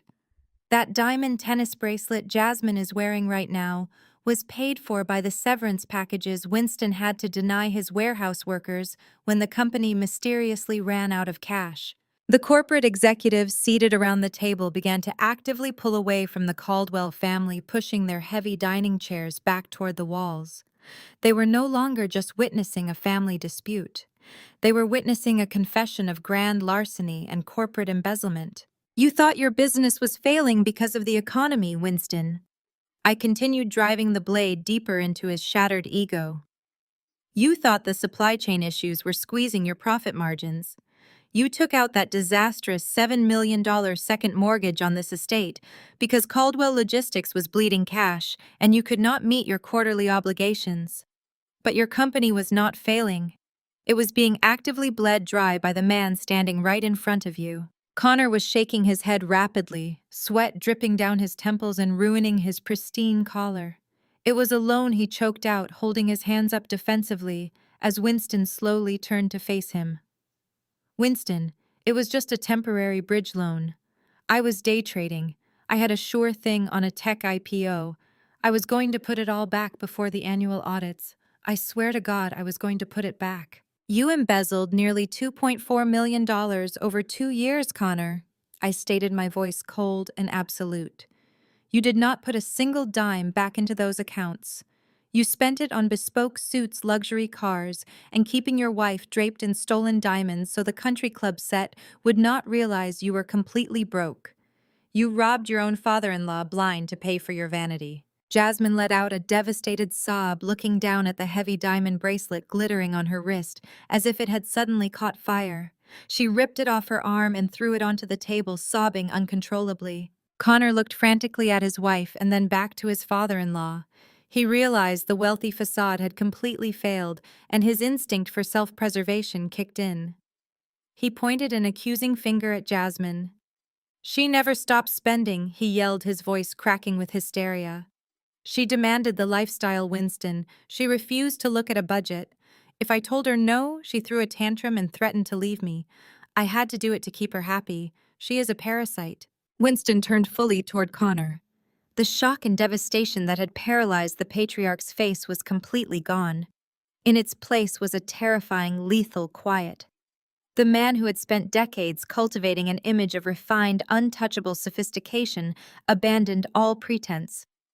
He looked at the son-in-law he had praised, the man he had elevated above his own flesh and blood, and realized the absolute depth of the betrayal. Winston did not yell. He did not threaten to call the police. He simply let out a low, guttural sound of pure rage and lunged forward across the dining room floor. Winston's hands locked onto the ruined lapels of Connor's bespoke suit with terrifying speed. He drove the younger man backward against the floral wallpaper, knocking an expensive oil painting off the wall in a crash of splintering wood and torn canvas. Connor gagged his hands, flying up to claw uselessly at Winston's iron grip. Before Winston could inflict any actual damage, Sterling and his men moved with the synchronized precision of a tactical unit. Two of the massive property preservation agents stepped forward, wedging their arms between the two men. They broke Winston's hold effortlessly, shoving the older patriarch back toward the mahogany table. "Stand down, sir," Sterling commanded, his voice devoid of emotion but carrying a lethal warning. "Physical violence will result in your immediate detainment." Winston stumbled, catching his balance against a heavy dining chair. He glared at Connor with pure, unadulterated hatred, his chest heaving under his sweat-soaked shirt. Jasmine rushed to her husband, throwing her arms around Connor's neck as he coughed and gasped for air. Valerie shrank back into the corner, clutching her pearl necklace so tightly the string looked ready to snap. The prominent guests in the room remained completely silent, paralyzed by the sheer magnitude of the Caldwell family's implosion. "You are remarkably quick to attack Connor for stealing from you, Winston," I said, my voice projecting through the iPad speakers with an icy, calculated calm. "You are enraged that a man living under your roof would systematically drain your accounts behind your back. Yet you are completely blind to the thieves sleeping in your own bed." Winston slowly turned his head toward the tablet. His eyes were bloodshot, his face a mask of absolute exhaustion. "What are you talking about?" he breathed, sounding older and weaker than I had ever heard him. "Sterling, pull up File 4, I ordered." The massive flat-screen television above the fireplace blinked. The damning logs of Connor's embezzlement vanished. In their place, a scanned, slightly yellowed document appeared. It was a formal banking record, heavily redacted with thick black digital bars to protect account numbers, but leaving the most vital information crystal clear. A date from exactly 14 years ago, a total transfer amount of $100,000, and a single signature at the bottom of the page. Valerie let out a sharp, strangled gasp. All the remaining color drained from her face, leaving her looking like a terrified ghost under the harsh emergency lighting. She took a step backward, shaking her head in silent, frantic denial. "Let us talk about generational wealth, Mother," I suggested, leaning forward in the back of my Maybach so my face filled the digital feed. "Let us talk about sacrifices." I looked through the camera lens, forcing my mother to meet my gaze. When Grandma Eleanor passed away, she knew exactly how this family operated. She knew that Winston valued his legacy above his children, and she knew that Valerie, valued optics above everything else. She knew I was the odd one out, the daughter who asked too many questions, the daughter who refused to conform to your suffocating social standards. So she left a trust fund. $100,000 locked in a secure account designated strictly and exclusively for me upon my 18th birthday. Jasmine stopped crying for a moment, looking up at the television screen in confusion. Jamal shifted nervously, refusing to look at the screen at all. I waited 14 years for that money. I continued keeping my tone perfectly measured, refusing to give them the satisfaction of my anger. That money was my ticket out of your oppressive house. It was my college tuition. It was my seed capital. On the morning of my 18th birthday, I walked into the downtown branch of Vanguard National Bank to claim my independence. I sat in a leather chair across from a junior teller, handed over my identification, and asked for my grandmother's trust to be transferred into my name. The dining room was dead silent. The corporate executives and high society wives who had previously looked at me with disdain were now hanging on my every word, completely captivated by the dark, rotting underbelly of the Caldwell empire. "The teller looked at her computer screen," I said, recounting the memory that had fueled my ambition for over a decade. Then she looked at me with an expression of profound pity. She informed me that the trust no longer existed. The account had been completely drained and closed exactly 3 days prior. Winston turned slowly toward his wife, his brow furrowed in genuine confusion. Valerie, you told me Eleanor left the girl nothing, he said, his voice raspy. You told me the old woman died broke. You said we had to cut Zora off because she refused to respect our rules, and we could not afford to finance a rebellious child. Valerie pressed her back against the wall. I did what I had to do. Winston, she cried out, her voice pitching upward in desperate self-defense. She was a child. She was rebellious and ungrateful. She did not know how to manage that kind of money. I was protecting the family assets. You committed a felony. Mother, I corrected her, my voice slicing through her pathetic justification. Look at the signature on the screen. Every eye in the room darted to the massive television. The signature at the bottom of the withdrawal slip spelled out my name, but the handwriting was distinctly cursive, elegant, and entirely wrong. That is not my handwriting, I stated. You walked into that branch, presented yourself as my legal guardian, and signed a sworn notarized affidavit claiming I had authorized the total liquidation of my own trust fund. You forged my signature. You committed federal wire fraud and identity theft against your own daughter. Valerie burst into tears, covering her face. I did it for us, she wailed, trying to garner sympathy from the horrified guests. We needed the capital. Zora was going to waste it on foolish dreams. I put a roof over her head for 18 years. I fed her. I clothed her. I was simply taking back what she owed us for raising her. You threw me out into the street with a black plastic trash bag filled with my clothes. I fired back, my voice rising just enough to demand absolute silence. You want to talk about your sacrifices? Let us talk about mine. Because of your forgery, I spent my college years working night shifts at a 24-hour diner. I scrubbed industrial grease off the floors until my hands bled. I took out predatory high-interest student loans just to afford textbooks. I slept in the campus library because I could not afford to turn on the heating in my studio apartment. I ate instant noodles for 3 years while you hosted lavish charity galas in this very room. Winston stared at Valerie, his face twisting in disgust. He was a ruthless businessman, a man who would crush his competitors without a second thought. But even he looked physically sickened by the revelation. He had spent his life building a kingdom entirely unaware that his wife was robbing the royal treasury. You stole her future, Winston muttered, stepping away from Valerie as if she were carrying a plague.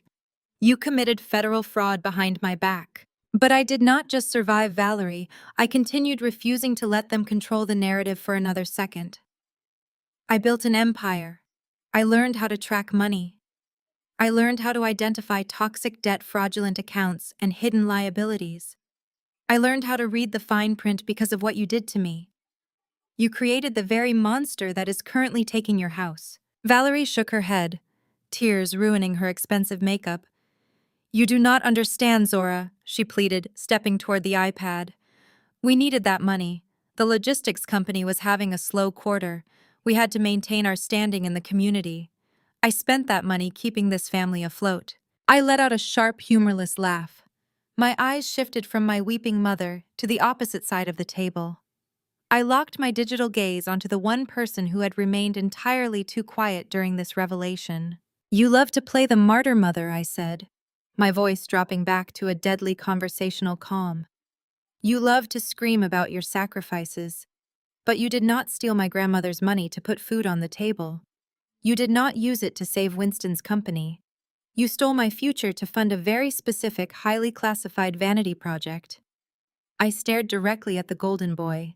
He was gripping the arms of his dining chair, his face a portrait of absolute terror. Tell them where the money went, Jamal, I commanded. The heavy leather-bound checkbook slipped from Jamal's trembling fingers and hit the hardwood floor with a dull thud. The gold pen he had brandished like a weapon clattered away, rolling under the dining room table. His confident Silicon Valley CEO persona evaporated instantly, leaving behind nothing but a terrified hollow shell of a man. That is impossible, Jamal stammered, his voice dropping an octave as he stared at the 70-inch television screen. The commercial real estate records were displayed in unsparing high definition. My landlord is a private holding company out of New York. You have nothing to do with that building. I smiled, tapping another sequence of commands on my tablet. The screen above the fireplace shifted once again. The original lease agreement vanished. In its place appeared a newly minted deed of sale stamped with the official seal of the state and the distinctive silver logo of Vanguard Equity Partners. They were a holding company out of New York, Jamal, I agreed, maintaining a terrifyingly calm conversational tone. But holding companies are always looking to liquidate underperforming assets, and your lease was the most toxic asset in their entire commercial portfolio. You have not made a single rent payment since October. You have ignored every late notice. You dodged their phone calls. You instructed your receptionist to lie to the property managers. When Vanguard Equity Partners offered to acquire the building for cash 3 days ago, the previous owners were more than happy to hand over the deed and the headache of evicting their deadbeat penthouse tenant. Jamal gripped the edge of his chair, his knuckles turning stark white. He looked frantically at the guests around the table, desperately trying to find a friendly face, a sympathetic investor, anyone who would buy his lies. "It is a cash flow issue," Jamal blurted out, his voice cracking with panic. "It is completely normal in the tech industry. Startups burn through capital in the development phase. We are just weeks away from securing our Series B funding round. As soon as that capital clears the escrow account, I was going to pay the rent in full." "There is no Series B funding," Jamal, I countered, slicing through his desperate fiction with absolute precision. "I had my acquisitions team run a full audit on your company before I bought the building. You have pitched your software to every major venture capital firm on the West Coast, and every single one of them passed. Do you want to know why they passed, Jamal? Do you want to explain it to your prestigious guests, or should I?" Jamal squeezed his eyes shut, shaking his head rapidly. "Stop," he whispered. "Please, Zora, just stop." "They passed because your software is vaporware," I announced, my voice echoing through the silent dining room. "You spent your initial seed capital renting the most expensive penthouse office in the city because Winston taught you that looking successful was more important than actually being successful. You bought custom ergonomic furniture. You hired a private chef for the break room. You threw massive launch parties for a product that does not even possess a functioning code base. You are not an innovator, Jamal. You are a fraud playing dress-up in a glass tower you cannot afford." Valerie pushed herself up from the floor, leaning heavily against the wainscoting.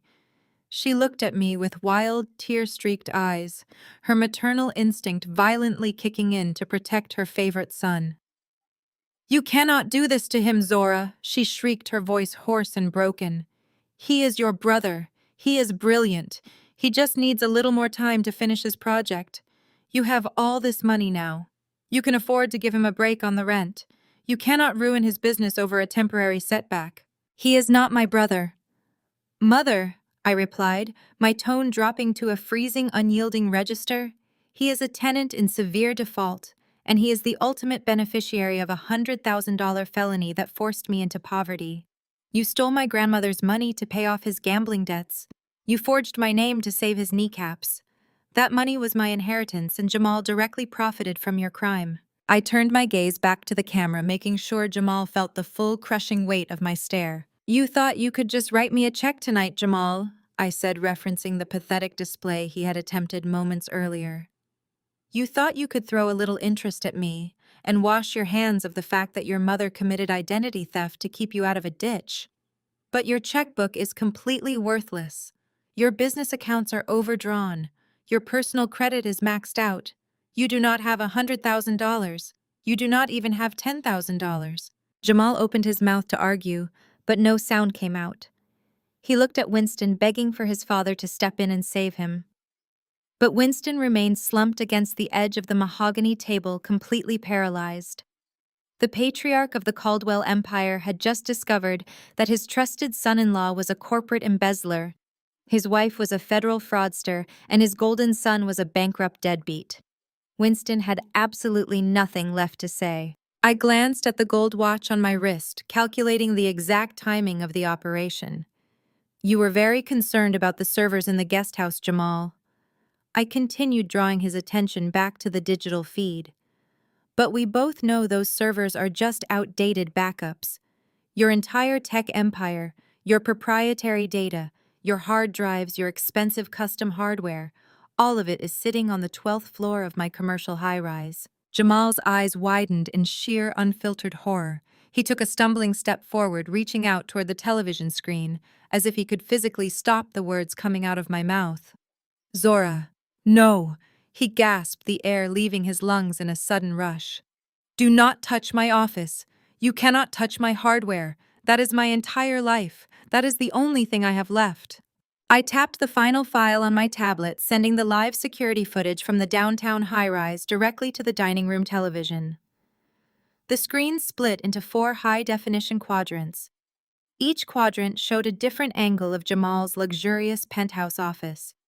But the office was not empty. A team of men in dark tactical uniforms identical to the preservation agents currently standing in the Caldwell dining room were moving methodically through the glass-walled workspace.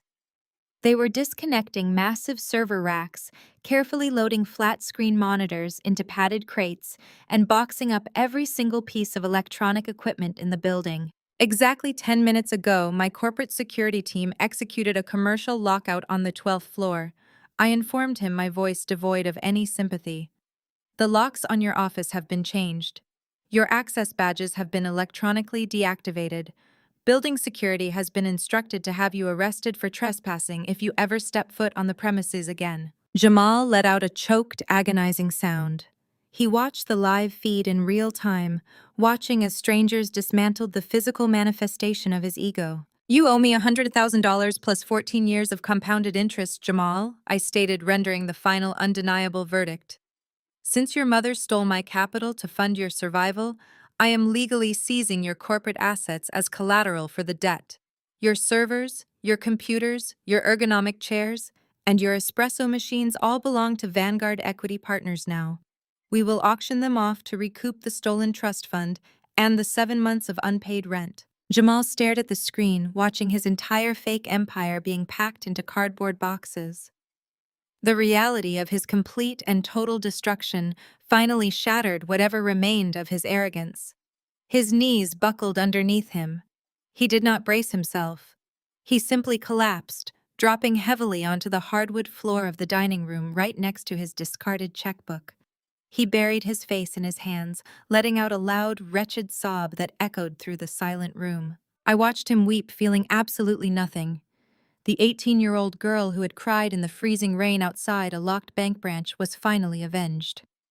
Sterling, I said, my voice slicing cleanly through Jamal's sobs. The 10-minute grace period has officially expired.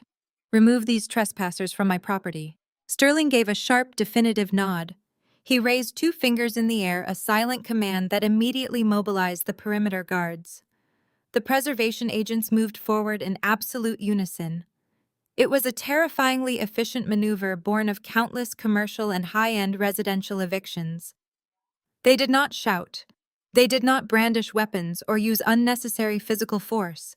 They simply reached into the deep cargo pockets of their tactical vests, pulled out heavy-duty black plastic trash bags, and dropped them onto the center of the ruined mahogany dining table. The heavy plastic unrolled with a harsh crinkling sound that cut through the agonizing whimpers of my family. Valerie stared at the black bags as if they were venomous snakes, the color completely drained from her face.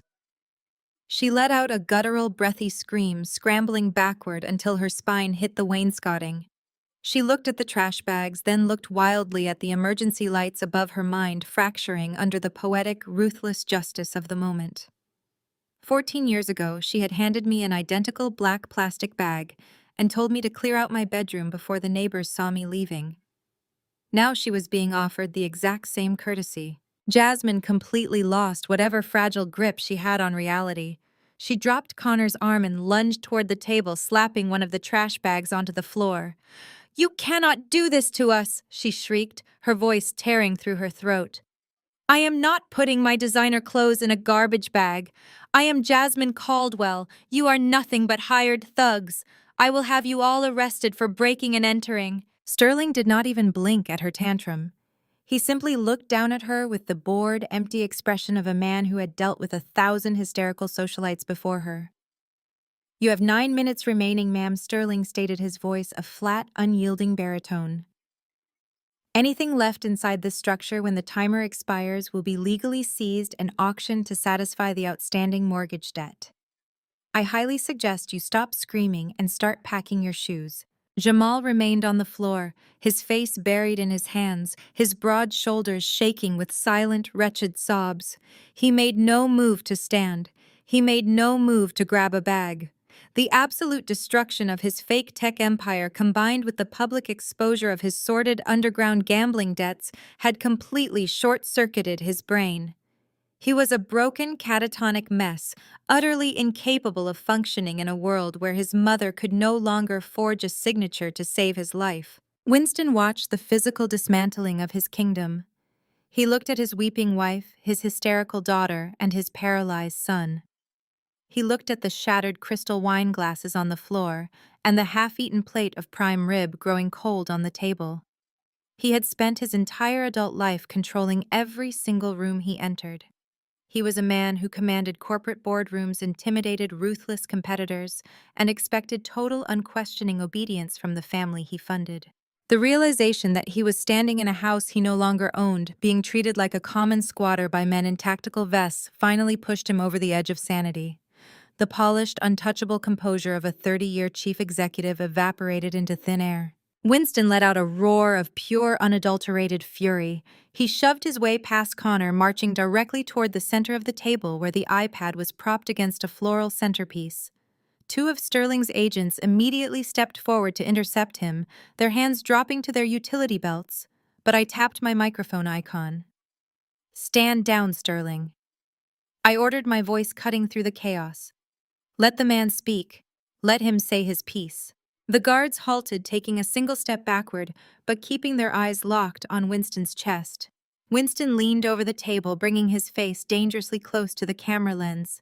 The veins in his neck were bulging against his silk collar. Sweat beaded on his forehead, and a thick knot of spit gathered at the corner of his mouth. He looked like a cornered, rabid animal, desperate to prove he still had fangs. "You think you have won?" Winston snarled, his voice vibrating with a dark, venomous hatred.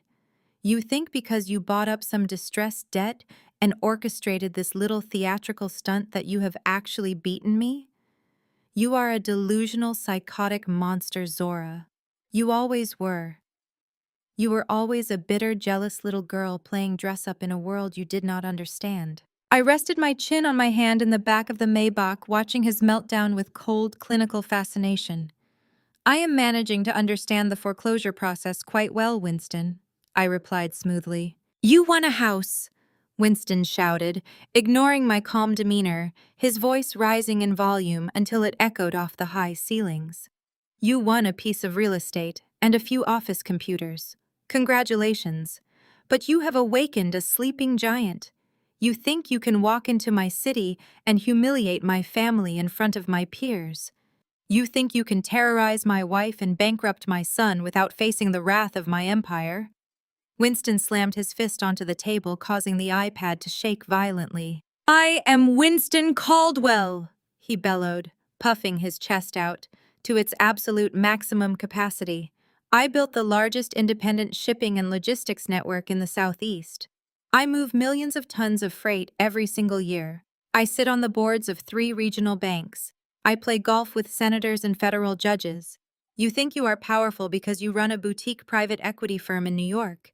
You are nothing but a vulture feeding on scraps." He leaned even closer to the lens, his eyes wide and manic. "I will use every single dime in the Caldwell Logistics corporate treasury to crush you," Winston vowed, his voice dropping into a lethal, terrifying register. "I will hire the most vicious, bloodthirsty litigators on the eastern seaboard. I will bury Vanguard equity partners in so many injunctions, restraining orders, and countersuits that your legal fees will bleed you dry. I will call the Securities and Exchange Commission. I will call the federal trade regulators. I will personally drag your name through the mud until you are permanently blacklisted from every financial institution in this country." Winston was breathing heavily, his face a deep mottled crimson. He truly believed every word he was saying. Despite the horrific realization that Connor had been embezzling from his operating accounts for 2 years, Winston still believed the core foundation of Caldwell Logistics was a titan of industry. He still believed he had a war chest capable of launching a scorched earth legal campaign against me. He believed his legacy was untouchable. I will strip you of your licenses. Winston continued, pointing a trembling accusatory finger directly at the camera. I will bankrupt your firm. I will make sure you spend the rest of your miserable life tied up in federal court defending yourself against corporate espionage charges. You made the biggest mistake of your life tonight, Zora. You did not kill the king. You just made him angry. The dining room was absolutely silent. Valerie had stopped crying, looking up at her husband with a sudden desperate flicker of hope. Jasmine sniffled, wiping her ruined mascara, her posture straightening as her father reasserted his dominance. Even Jamal raised his head from the floor, his red, swollen eyes fixed on the man who had always fixed their problems. They were hanging onto his threats like a life raft in a hurricane. I stared at my father through the digital feed. I did not flinch. I did not raise my voice. I simply let his empty, pathetic threats hang in the stifling air of the dining room for a long, agonizing moment. I allowed him to fully commit to the delusion of his power. Then very slowly, I raised my left arm. I pulled back the cuff of my tailored blazer and glanced down at the glowing face of my gold Cartier watch. I studied the hands with deliberate, agonizing patience, watching the second hand tick forward. I looked back into the camera, meeting Winston's enraged, bloodshot eyes. Your legacy. I asked, my voice a soft, freezing whisper that commanded total attention. Your logistics empire. Winston sneered, his chest heaving. My empire, he confirmed, spitting the words at the lens. I tilted my head slightly to the side, a cold, empty smile curving the edges of my lips. You have not checked your email in the last 15 minutes, have you, Dad? Winston snatched his phone from the interior pocket of his tailored jacket with fingers that violently trembled. The polished screen illuminated his pale, sweat-drenched face in the dim lighting of the dining room. He swiped frantically, his frantic breaths sounding loud and ragged in the absolute silence of the space. The prominent guests around the table did not dare to speak or look away. They watched with morbid fascination as the legendary titan of industry stared down at a glowing piece of glass that held his entire fate. I watched the exact moment his reality shattered. It was a subtle shift at first. His shoulders dropped a fraction of an inch. His jaw slackened. The fierce, aggressive fire that had burned in his eyes just moments ago extinguished completely, replaced by a hollow, vacant stare. The phone slipped from his loose grip, bouncing once on the mahogany table before clattering onto the floor beside the ruined crystal wine glasses. He did not try to pick it up. He simply gripped the edge of the dining table with both hands, lowering his head until his chin nearly touched his chest. He looked like a man who had just been informed of a terminal diagnosis. My chief financial officer, Winston, whispered the words, barely carrying across the room. He just tendered his immediate resignation. The board of directors is stepping down. The corporate accounts are frozen. I am aware, Winston. I replied, my voice projecting through the room with smooth, unapologetic authority. I am the one who froze them. I authorized the injunctions 45 minutes ago, right before you sat down to enjoy your prime rib. Winston slowly lifted his head. The arrogance and bluster had been entirely stripped from his features, leaving nothing but an aging, defeated man. How he choked out his voice, cracking under the weight of his devastation. How did you do this, Zora? Caldwell Logistics is a private corporation. My shares are protected. I built a fortress around that company. You built a house of cards, Winston. I corrected him, refusing to offer him a single shred of sympathy. And you built it on a foundation of absolute rot. You stood there 5 minutes ago and boasted about moving millions of tons of freight. You bragged about your board seats and your country club connections. You wanted everyone in this room to believe that you were an untouchable mastermind of commerce. But the truth is, your logistics empire has been bleeding to death for over 3 years. Valerie let out a quiet, pathetic whimper from her spot on the floor, but she did not dare interrupt. Jasmine and Connor were staring at Winston in pure shock, realizing that the endless well of money they had relied on was completely dry. A successful company does not just run out of cash overnight, I explained, treating the moment like a brutal, mandatory corporate autopsy. A logistics network of your size generates massive revenue. But revenue means absolutely nothing when your overhead includes a family of parasites. Caldwell. Logistics was not failing because of market shifts or supply chain disruptions. It was failing because it was the personal piggy bank for your blind, unyielding pride. I gestured digitally toward Connor and Jamal, ensuring that every person in the room understood exactly who was responsible for the destruction. Connor embezzled $2.4 million to fund private jets and diamond bracelets. Because you demanded he maintain the aesthetic of a wealthy heir, I continued laying out the undeniable facts. But he was not the only one draining the treasury. The $100,000 Mother stole for Jamal was just the beginning. How many times did you bail your golden boy out, Winston? How many failed tech startups did you secretly fund to keep him looking like a prodigy? How many luxury cars and penthouse apartments did you pay for directly out of the corporate operating accounts? Winston squeezed his eyes shut, turning his head away as if the physical act of looking at me caused him actual pain. You bled your own company dry to fund a fantasy, I stated, my tone hammering the reality into his skull. You pulled millions of dollars in capital out of your business to keep your spoiled, useless children draped in designer clothing.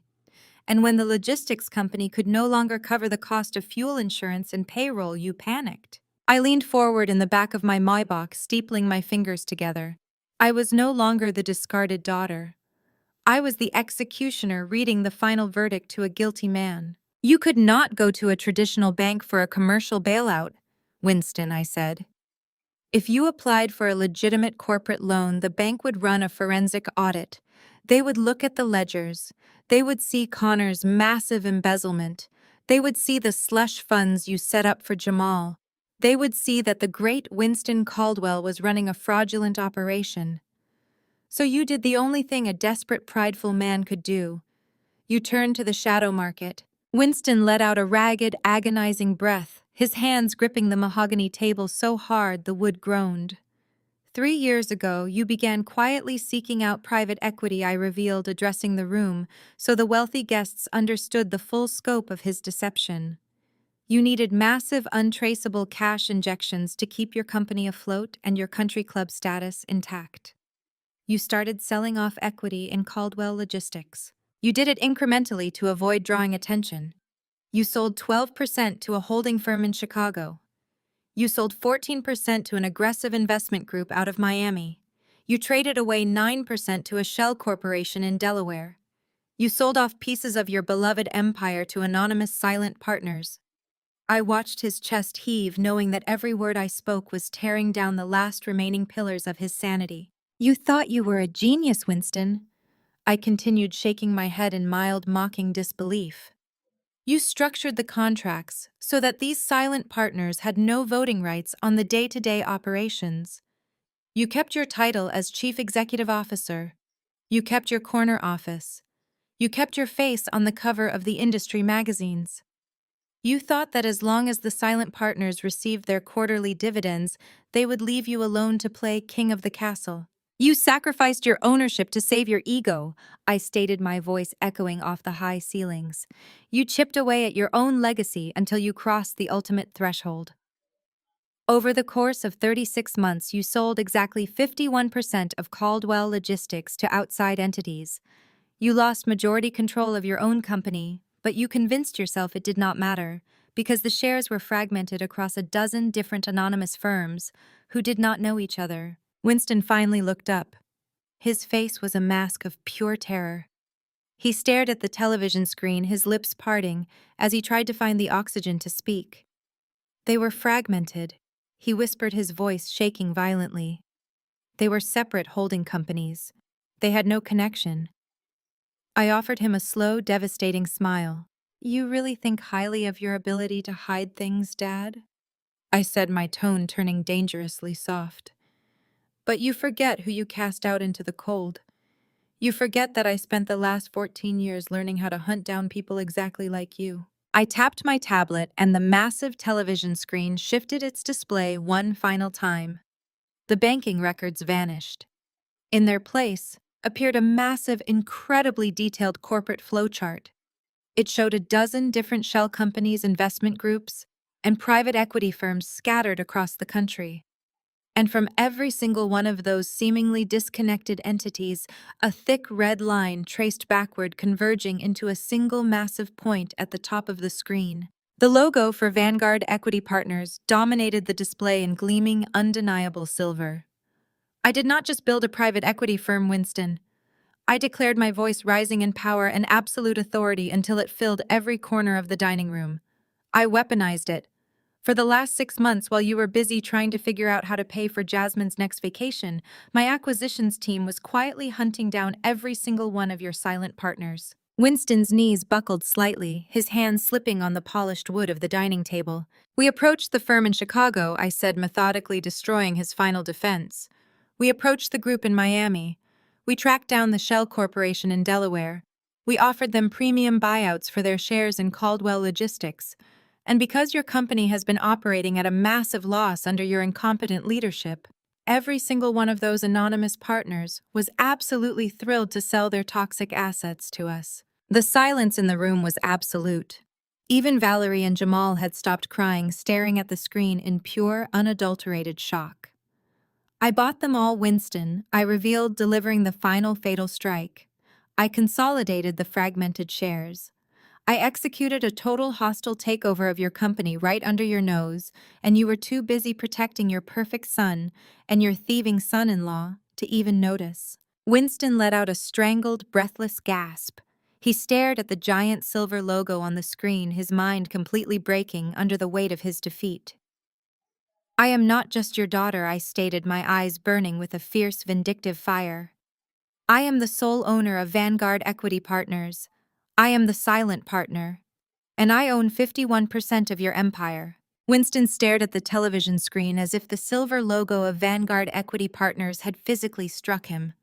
The color drained from his face, leaving behind an ashen, sickly gray. He opened his mouth, but the air seemed to catch in his throat. He looked like a man who had stepped off a cliff and was suspended in midair, waiting for the inevitable impact of the ground. The prominent guests seated around the mahogany table, the judges, the corporate executives, the country club elite, instinctively began to pull back from the table. The social contagion of Winston's ruin was palpable. No one wanted to be in the splash zone of a man who had just lost majority control of his own empire. Chairs scraped softly against the hardwood floor as the elite of the city prepared to abandon the sinking ship. You cannot do this. Winston finally choked out his voice, a hollow rasp that barely resembled his usual booming baritone. I am the founder. I hold the voting rights. The bylaws require a full quorum to authorize a hostile takeover. I would have been notified. My legal team would have been notified. You are bluffing, Zora. This is a digital parlor trick. I did not smile. The time for amusement had passed. Now came the absolute clinical execution of the final stroke. There is no bluff, Winston, I stated, my voice resonating through the speakers with crushing finality. And you are correct about the corporate bylaws. A hostile takeover of that magnitude does require a full quorum and an emergency shareholder vote, which is exactly what took place yesterday afternoon while you were busy selecting the vintage wines for tonight's dinner party. I tapped the surface of my tablet.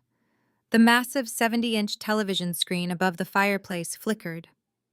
The web of shell companies and the silver Vanguard logo dissolved. In its place appeared a stark, perfectly formatted legal document bearing the official letterhead of the Caldwell Logistics Board of Directors. It was stamped, dated, and notarized. Read the header, Winston, I commanded.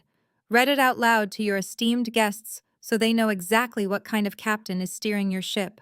Winston squinted at the high-definition projection, his hands gripping the edge of the table so tightly, his knuckles were stark white. He did not speak. He could not. Since you are suddenly struggling with your reading comprehension, I will summarize it for the room.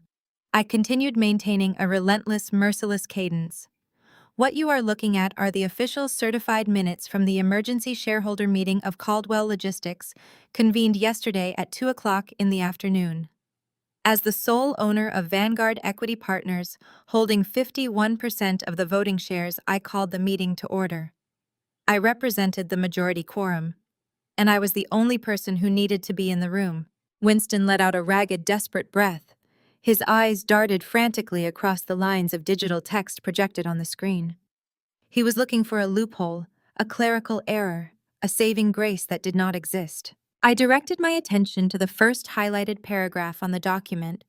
Resolution number 1, I read aloud, my voice echoing in the dead silence of the dining room. A formal motion to review the executive leadership of Caldwell Logistics in light of gross financial mismanagement, severe liquidity crisis, and undeniable evidence of corporate embezzlement. Jasmine let out a sharp, terrified gasp. She shrank back into her chair, pulling her custom silk gown tightly around her shoulders as if it could shield her from the incoming blow. Connor looked like he was about to vomit. He stared at the floor, his entire body vibrating with the terror of a man who knew he was going to federal prison. The motion was brought to a vote, I stated, delivering the fatal blow. With 51% of the shareholder equity voting in favor, the motion passed unanimously. Resolution number 2. The immediate permanent termination of Winston Caldwell as Chief Executive Officer and Chairman of the Board, effective immediately. Winston stumbled backward, hitting his chair. The heavy piece of antique furniture tipped over and crashed loudly against the hardwood floor. He did not try to catch it. He stood trembling, staring at the television screen as his entire identity was legally stripped away and digitized for everyone to see. "You are fired, Winston." I said the words, dropping like anvils into the room. "You have no authority. You have no corporate treasury. You have no war chest. You do not even have an office. Your company email was deactivated an hour ago. Your corporate credit cards have been frozen. The logistics empire you loved more than your own daughter no longer belongs to you. It belongs to me." Valerie let out a high-pitched wailing sound, covering her face with both hands. She rocked back and forth on her heels, her fake pearls rattling against her chest. "We have nothing," she sobbed, her voice muffled by her manicured fingers. "We are completely ruined. Winston, tell her she cannot do this. Tell her to stop." Winston did not look at his wife. He did not look at Jasmine or Connor. He did not even look at Jamal, who was still curled in a pathetic ball on the floor. He looked entirely and exclusively at the television screen, his mind unable to process the absolute totality of his defeat. "But I am not quite finished," I announced, shifting the document on the screen to the final page. "Because firing you was just the administrative housekeeping. The real business was resolution number 3. I zoomed in on the final paragraph, highlighting the text in bright, undeniable red. "As the new majority owner of Caldwell Logistics, I have a fiduciary duty to protect the company's assets." I explained, my tone shifting into pure, ruthless corporate governance.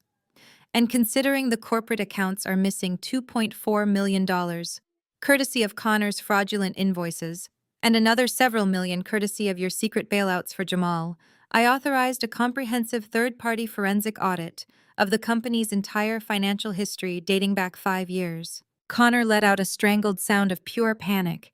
He scrambled backward, hitting the wall, his expensive shoes slipping on the floor. "No," he gasped, shaking his head rapidly. "You cannot open those books. If the federal regulators see those invoices, I will go to prison, Zora. They will give me 20 years. That is exactly what they will give you, Connor." I agreed, my voice completely devoid of pity. The auditors arrived at the Caldwell Logistics headquarters at 5 o'clock this evening. They have already secured the servers. They have already seized the physical ledgers. Tomorrow morning, my legal team will be handing over a complete dossier of your embezzlement to the district attorney's office. You are not going to Aspen, Connor.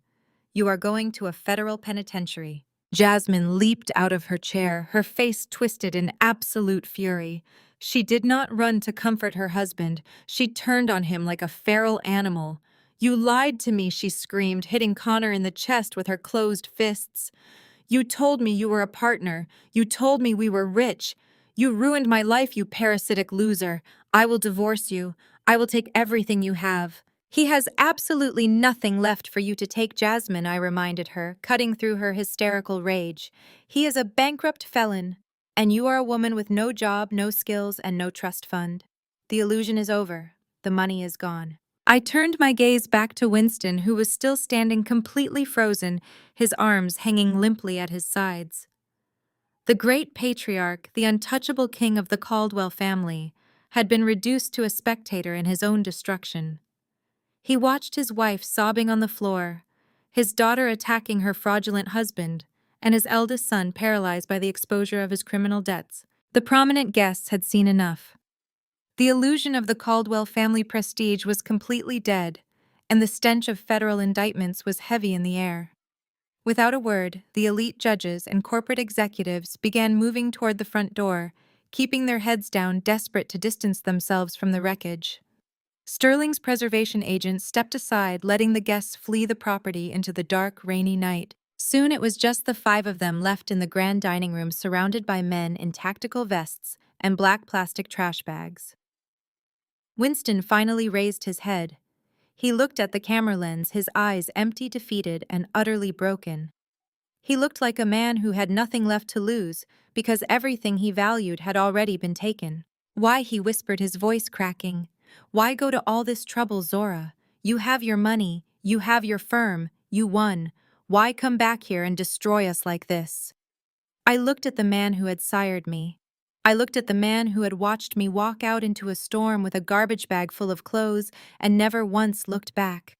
I felt the phantom pain of a bruised 18-year-old girl fading away, entirely replaced by the cold, impenetrable armor of the woman I had become. "Because 14 years ago, you sat at the head of that exact mahogany table," I said, my voice dropping to a low, lethal whisper that echoed through the silent room.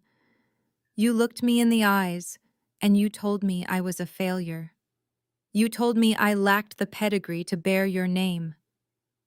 I paused, letting the memory of his cruelty hang in the air. "You said seats at that table were only for family," I continued, delivering the absolute final strike of the night. "Since I own the house, the table, and the company that paid for the food, I am clearing my property. You have 10 minutes to get off my driveway before I have you arrested for trespassing." I reached forward and tapped the screen of my tablet. The digital connection severed instantly. The 70-inch television above the fireplace went completely black, plunging the ruined Caldwell family into absolute silence. I sat back against the plush leather seat of the Maybach, exhaling a long, slow breath. The rain continued to beat against the tinted windows, washing the city clean. I looked at my driver, who was watching me through the rearview mirror. "Take me home," I said.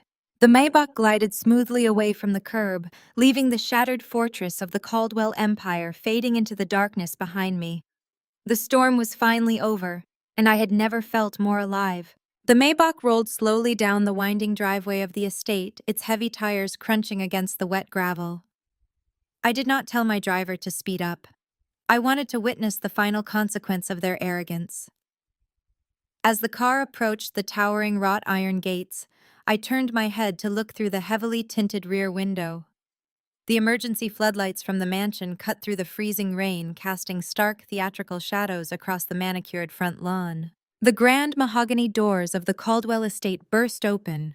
Sterling's property preservation agents moved with absolute emotionless precision, physically ushering my family out into the bitter driving storm. There was no grace in their exit. The polished facade of Boston elite and Southern old money completely disintegrated upon contact with the cold reality of the asphalt. Valerie stumbled down the marble front steps, clutching a heavy black plastic trash bag to her chest.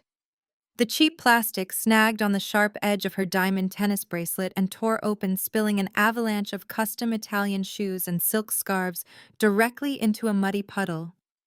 She shrieked, dropping to her knees in the freezing water, frantically trying to scoop her ruined designer possessions back into the torn bag.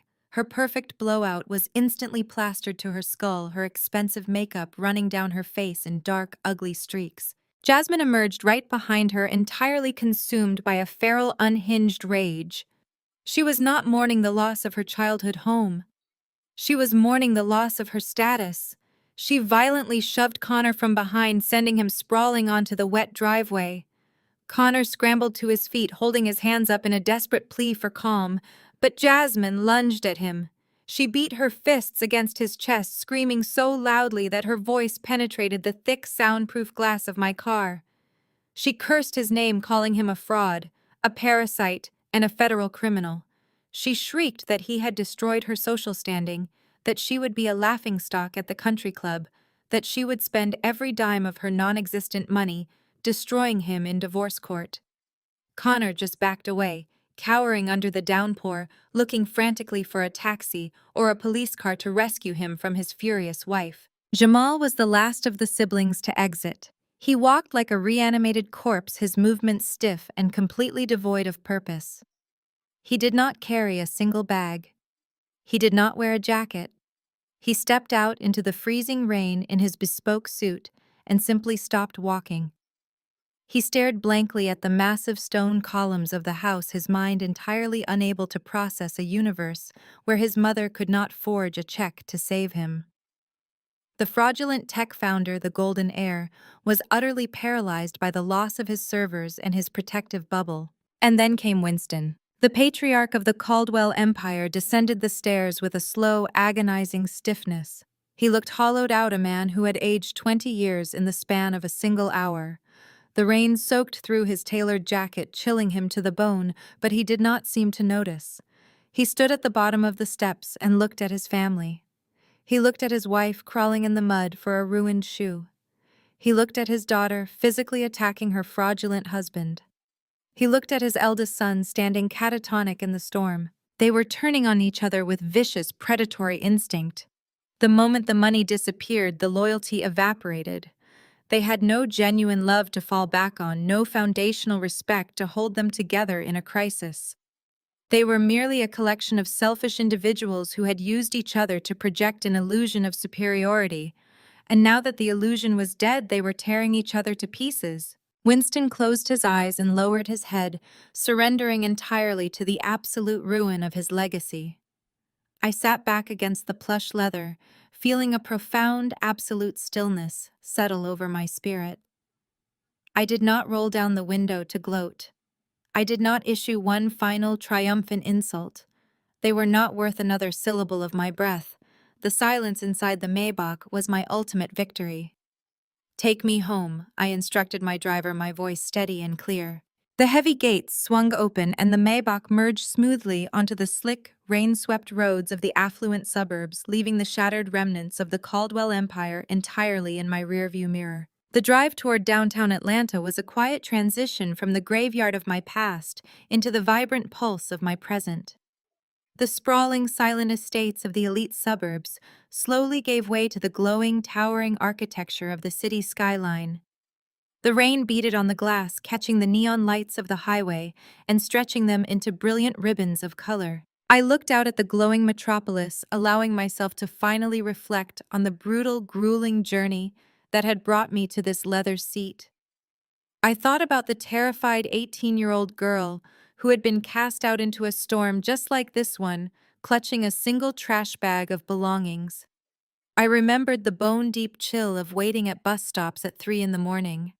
I remembered the blistering pain in my hands from scrubbing industrial kitchen floors to pay for community college textbooks. While my family was comfortably insulated by stolen funds and arrogant lies, I was forged in the absolute crucible of survival. They spent their days attending luncheons and planning vacations. I spent my nights studying corporate law, mastering financial markets, and quietly building an impenetrable fortress of capital. Every time I felt weak, every time the hunger or the exhaustion threatened to break me, I used the memory of their smug, condescending faces as fuel. They believed they had discarded a weak, irrelevant burden. They never realized they had unleashed a predator into the financial ecosystem. I had spent 14 years sharpening my mind into a lethal weapon, learning exactly how to dismantle the corrupt architectures of power that men like Winston relied upon. I did not just survive their rejection, I weaponized it. And tonight the ledger was permanently balanced. The Maybach smoothly descended into the secure, brightly lit underground parking garage of a soaring glass residential tower in the heart of the city. The driver quickly exited the vehicle, opening my door with a respectful nod. I stepped out onto the pristine concrete, the air dry and climate-controlled, a stark contrast to the freezing tempest I had left behind. I walked toward the private elevator bank reserved exclusively for the penthouse levels. The biometric scanner read my fingerprint, and the heavy-brushed steel doors slid open with a soft, welcoming chime. I stepped inside the quiet hum of the machinery, carrying me upward, elevating me high above the noise and the chaos of the streets below. With every floor I ascended, the lingering toxicity of the Caldwell family shed from my shoulders. The bitterness, the resentment, the residual need to prove my worth to people who were fundamentally incapable of understanding it, all of it, simply melted away. I did not need their validation. I owned the company that commanded it. The elevator slowed and the doors glided open, revealing a world that was the exact opposite of the cold, hostile museum I had just dismantled. My penthouse was bathed in warm, golden light. Floor-to-ceiling windows offered a breathtaking, unobstructed view of the glittering Atlanta skyline. Soft, soulful jazz drifted through the expansive living space, mingling with the rich, intoxicating aroma of roasted garlic, seared steak, and fresh herbs. But the most beautiful part of the room was the people in it. They were scattered comfortably around the kitchen island and the plush living room sofas, holding crystal glasses of wine and laughing with genuine, unrestrained joy. These were the brilliant analysts who had helped me track down Winston's silent partners. These were the ruthless, loyal attorneys who had drafted the takeover documents. These were the friends who had shared cheap ramen with me in cramped apartments a decade ago, the mentors who had believed in my vision when I was nothing but a hungry intern, and the partners who fought in the corporate trenches by my side every single day. They did not share my blood, but they possessed 10 times the loyalty of the family I had just evicted. They did not demand that I shrink myself to make them feel powerful. They celebrated my ambition. They were my chosen family. As I stepped out of the elevator, the room erupted into applause and bright, cheering smiles. Sterling, having wrapped up the operational logistics at the estate, was already there, raising a glass of vintage bourbon in my direction, with a rare, genuine grin. My lead acquisitions director pulled me into a fierce celebratory hug, handing me a glass of champagne that sparkled perfectly in the ambient light. "Welcome home, Zora." She smiled, her eyes shining with absolute pride. "The board is secure, the audits are running, the empire is yours." I took a sip of the champagne, the crisp, cold vintage grounding me perfectly in the present moment. I looked around the room, making eye contact with every single person who had earned my trust, who had proven their loyalty, who had helped me build this reality brick by agonizing brick. "Dinner is served," my private chef announced, emerging from the kitchen with a warm, commanding voice. We moved together toward the grand dining area, a magnificent space bordered entirely by the sparkling city lights. In the center of the room sat a massive custom-built table of reclaimed dark walnut, glowing under a modern crystal chandelier. It was set flawlessly, covered in rich, vibrant food and surrounded by comfortable, inviting chairs. There was no tension here. There was no posturing, no fear, no desperate need to project an illusion of wealth. There was only the absolute, undeniable reality of hard-earned success. I walked to the head of the table. I did not ask for permission. I did not wait for approval. I pulled back the heavy chair and sat down, feeling the solid wood brace my spine. I looked down the length of the table at my chosen family as they took their seats, laughing, passing plates, completely comfortable and secure in their places. Winston had told me that seats at his table were only for family. He was right. He simply misunderstood the definition of the word. I raised my glass, the crystal catching the light of the city I had conquered. The toxic chapter of my life was permanently closed. I had lost my biological family, but looking at the incredible, loyal people smiling back at me, I knew I had gained absolute freedom. I was the master of my own empire, and I was sitting at a table where I would never be denied a seat again. The ultimate triumph over a toxic family dynamic does not come from waiting for their validation, but from choosing to validate yourself. For years, Zora was cast aside as the family scapegoat, yet she channeled that profound isolation into an unshakable drive to build her own independent empire. When you realize that love from toxic relatives is purely conditional and design-driven, walking away to build your own table of loyal chosen allies becomes your greatest power. True success is the quiet freedom of never needing to beg for a seat again. If you are ready to reclaim your inner strength and walk away from toxic expectations, subscribe to our channel right now for more powerful stories of authentic healing and self-discovery.